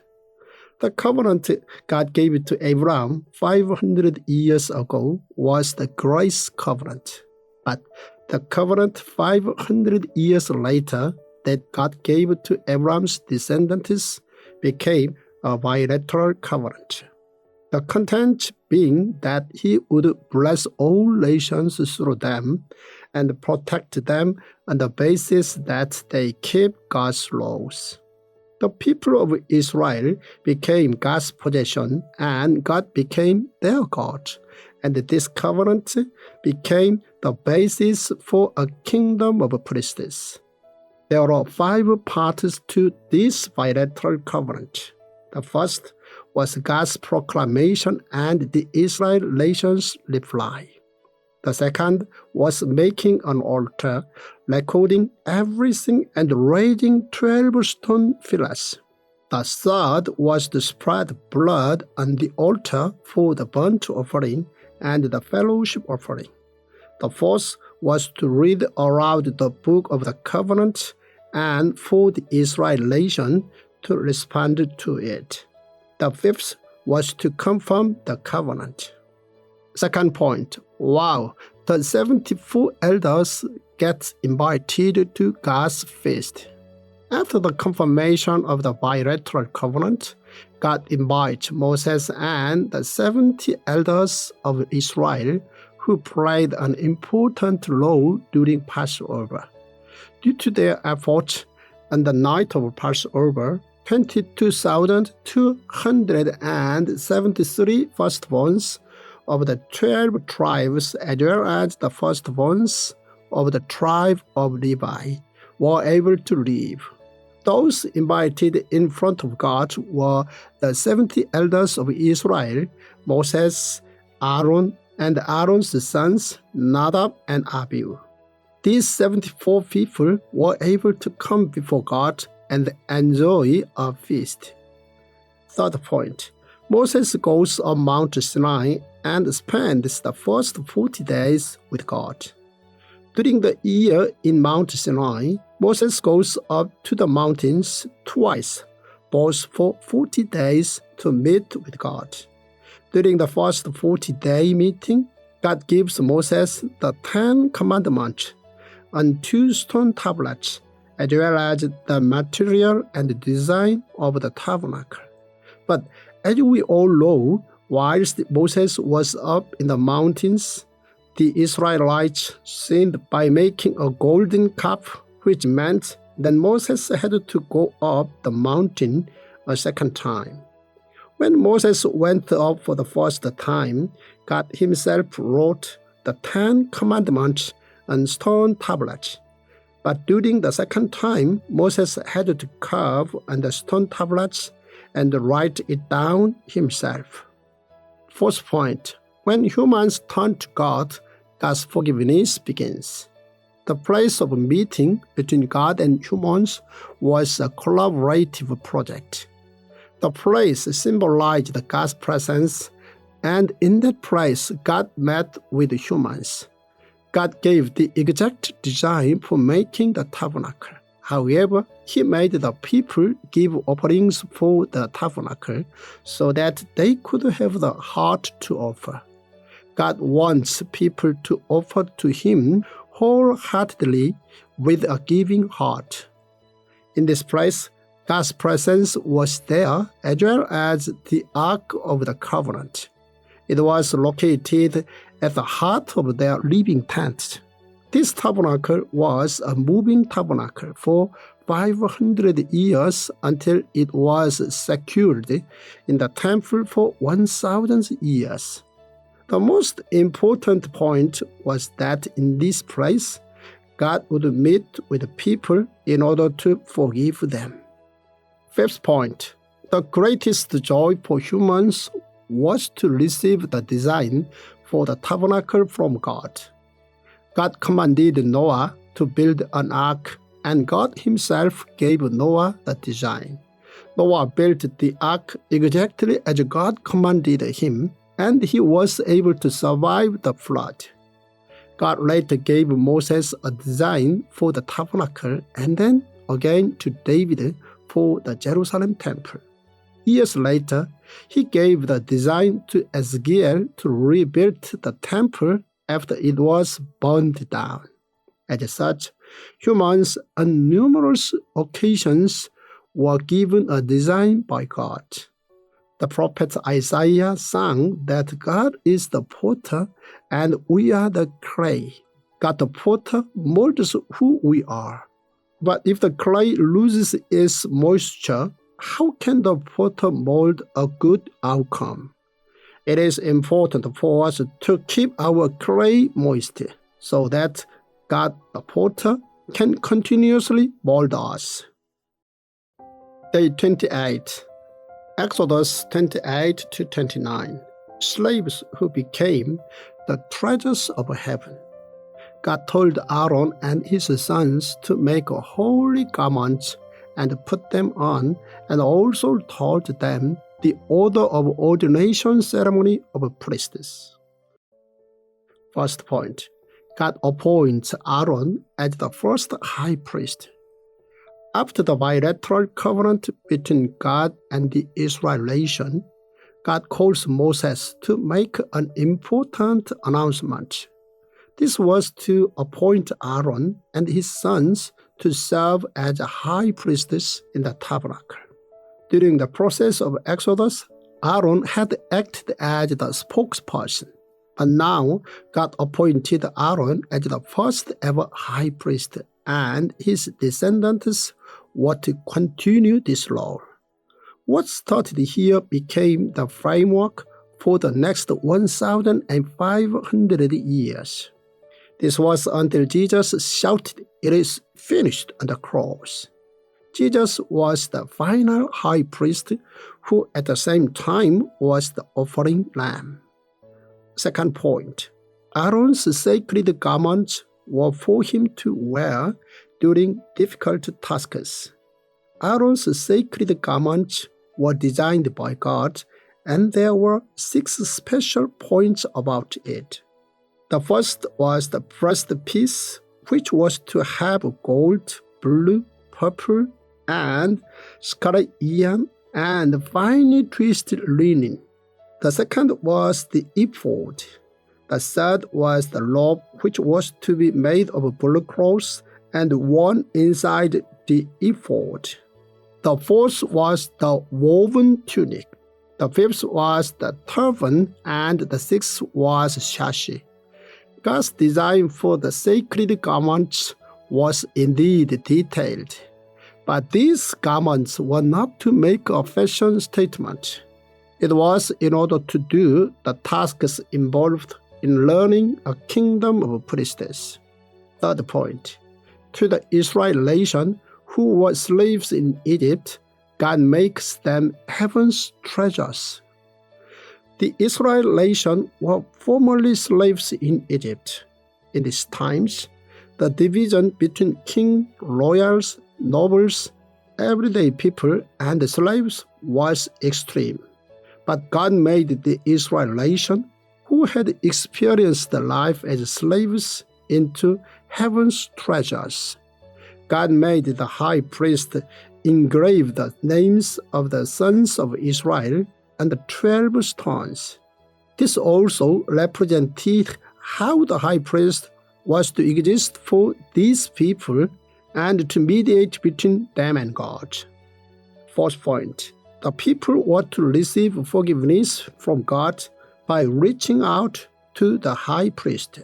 As we will learn in Leviticus, the Israel nation was to receive help from the high priest in practicing the burnt offering, the grain offering, the fellowship offering, the sin offering, and the guilt offering. These offerings were made so that the people could come seek forgiveness from God. Fifth point, A kingdom of priests is to operate on the basis of the 5 offerings. God commands the Israel nation to practice the 5 offerings in a kingdom of priests by keeping 3 rules. The first rule is to go to the place where God chose to put his name for his dwelling. The second rule is to receive the assistance of the priest. The third rule is to come with an offering. Day 29, Exodus 30 to 31. Lighting the incense for prayer. God told the Israelites the procedure of making the altar of incense, the basin and the sacred perfume oil, and appointed Bezalel and Oholiab to start work on the tabernacle. First point, the high priest must start and end his day by burning fragrant incense on the altar. God, through Moses, commanded Aaron to become the high priest whilst they were residing on Mount Sinai. God furthermore told Aaron his 2 most important roles as the high priest. The first was to burn fragrant incense on the altar every morning and every evening. The second was to make atonement once a year. An important point about burning the fragrance was to ensure that the high priest did not offer any other incense or burnt offering. Later on, we see how Aaron's 2 sons, Nadab and Abihu, were put to death by God for offering the wrong incense. The incense burnt by the high priest was offered to God. Second point, everyone must make an offering to God. During the time on Mount Sinai, God told Moses that the law in a kingdom of priests was to make sure that everyone made an atonement offering to God. They were to offer to God their atonement money to thank God for giving them their lives. Whether someone was rich or poor, they were expected to offer atonement money. All those over the age of 20 were expected to do this. This atonement money from the Israelites was to be used for the service in the tent of meeting. Similar to the atonement money, something called temple offering existed in the New Testament that Jesus was made to pay via Peter. Third point, creation of the world and Jesus' cross were God's solo project, but the Ark, Tabernacle, and the Jerusalem Temple were a collaborative project between God and humans. God created the universe all by himself. And for Jesus, although he spent 3 years with his disciples, he took the cross all by himself. But God gave Noah the design for the ark. God also gave the design for the tabernacle, which was to be made collaboratively between him and the Israelites. As can be learned, God takes pleasure in working together with humans. Fourth point, the leaders of Exodus were Moses and Aaron, and the leaders for building the tabernacle were Bezalel and Oholiab. The leaders of Exodus were Moses and Aaron.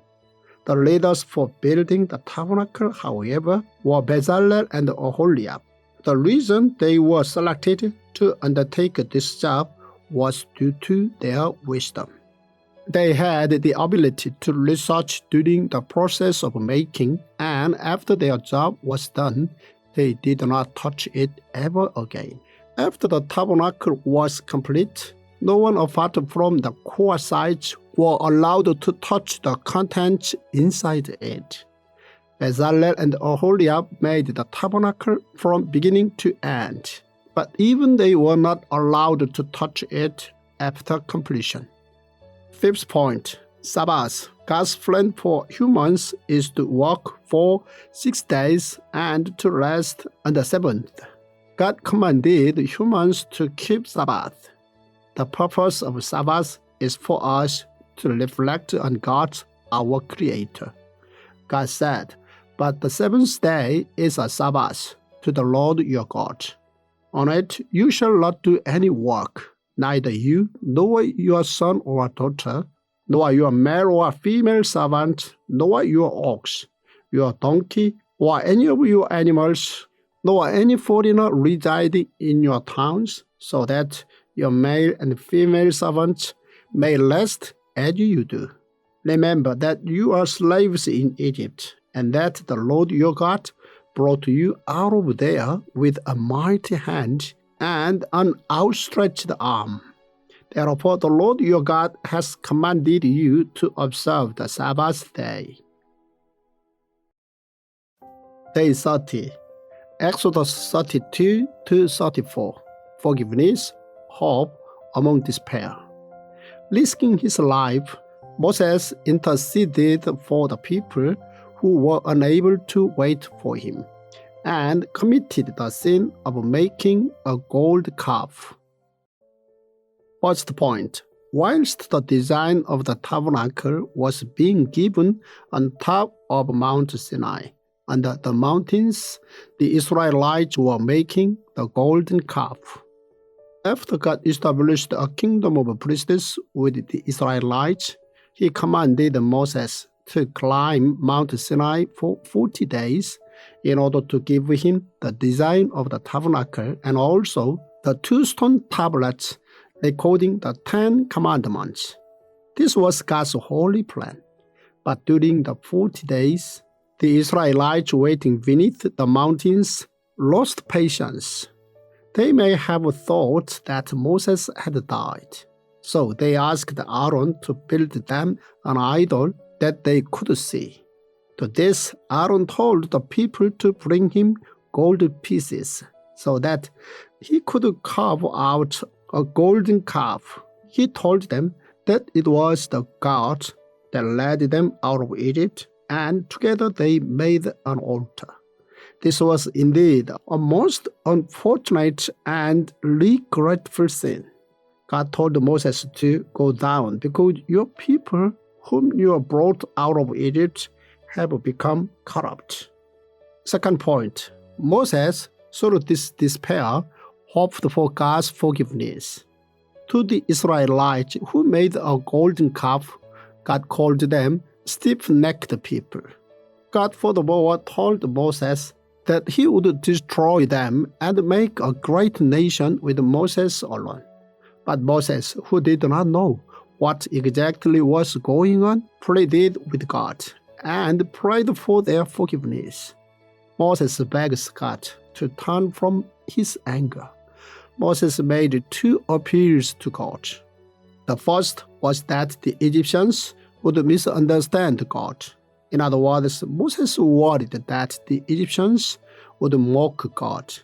Moses pleaded to God to consider his dream to make a kingdom of priests and to bless all nations through them.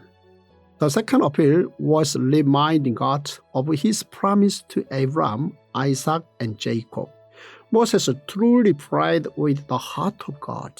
Moses knew that deep down, God loved the Israel nation, and in actual fact, he wanted to save them. Third point, due to the golden calf instance, 3,000 people were put to death. When Moses saw the Israel nation dancing and worshiping to the golden calf, he threw the 2 stone tablets with the 10 commandments on the floor. He furthermore knocked down the calf, melted it, and made the nation drink it. Moses asked Aaron about this situation, and then he said, "Whoever is for the Lord, come to me." To this, the tribe of Levi came out. On this day, 3,000 people were put to death. Fourth point, God calls Moses to the mountains for another 40 days. Once the gold calf incident was solved, God called for Moses the second time up the mountain. Moses kneeled down for the second time on behalf of the Israel people. Oh, what a great sin these people have committed. They have made themselves gods of gold. But now, please forgive their sin. But if not, then blot me out of the book you have written. In Revelation, it says, anyone whose name was not found written in the book of life was thrown into the lake of fire. Moses pleaded with God again to save the people. We can really see here why God chose Moses as the leader. God listens to Moses' prayer and commands him to come up to the mountains for another 40 days. During this second round of 40 days, Moses once again fasted and concentrated wholeheartedly on doing God's work.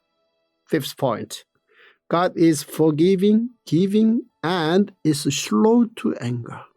When Moses goes up to the mountain for the second time with the two carved-out stone tablets, God tells Moses who he is. God tells him that he is the God of Abram, Isaac, and Jacob. He also tells Moses that he is the God that led the people out of Egypt. God furthermore tells Moses that he is forgiving, giving, and is slow to anger. Day 31, Exodus 35 to 38. The worn-out blueprint of architecture plan.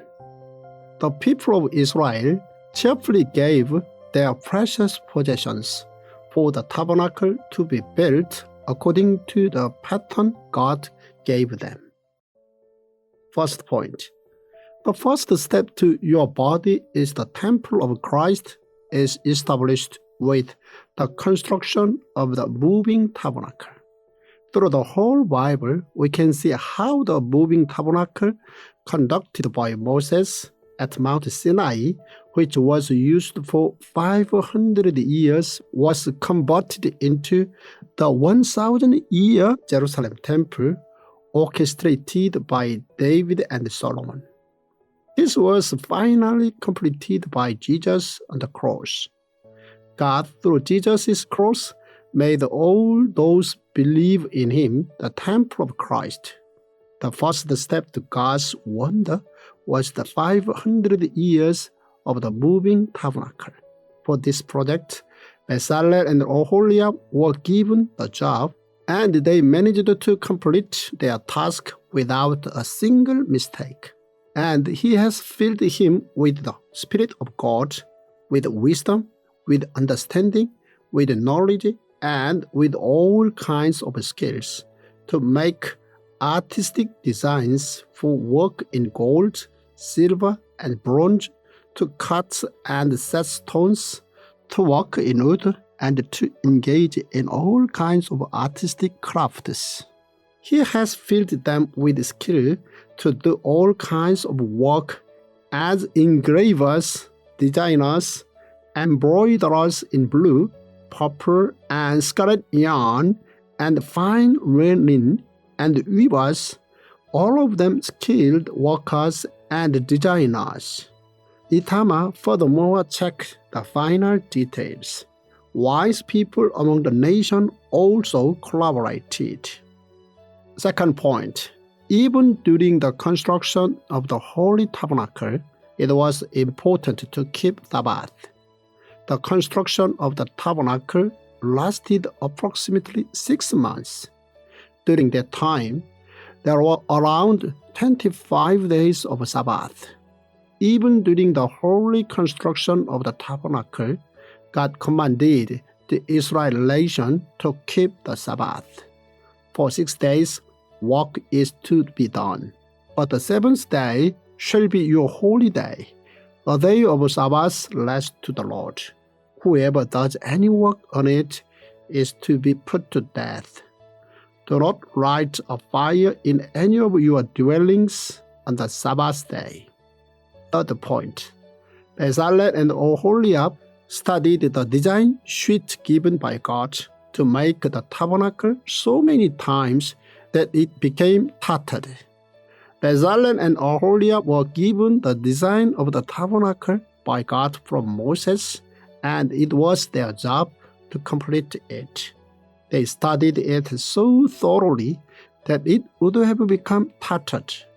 This was because the tabernacle was God's own creation and was to be a holy place. Fourth point, the reason we make an offering is to understand something greater. Before leaving Egypt, God ensured that the Israel nation took with them a generous amount of compensation from the Egyptians for their slavery. The Israel nation, with their accumulated goods, made two willing offerings.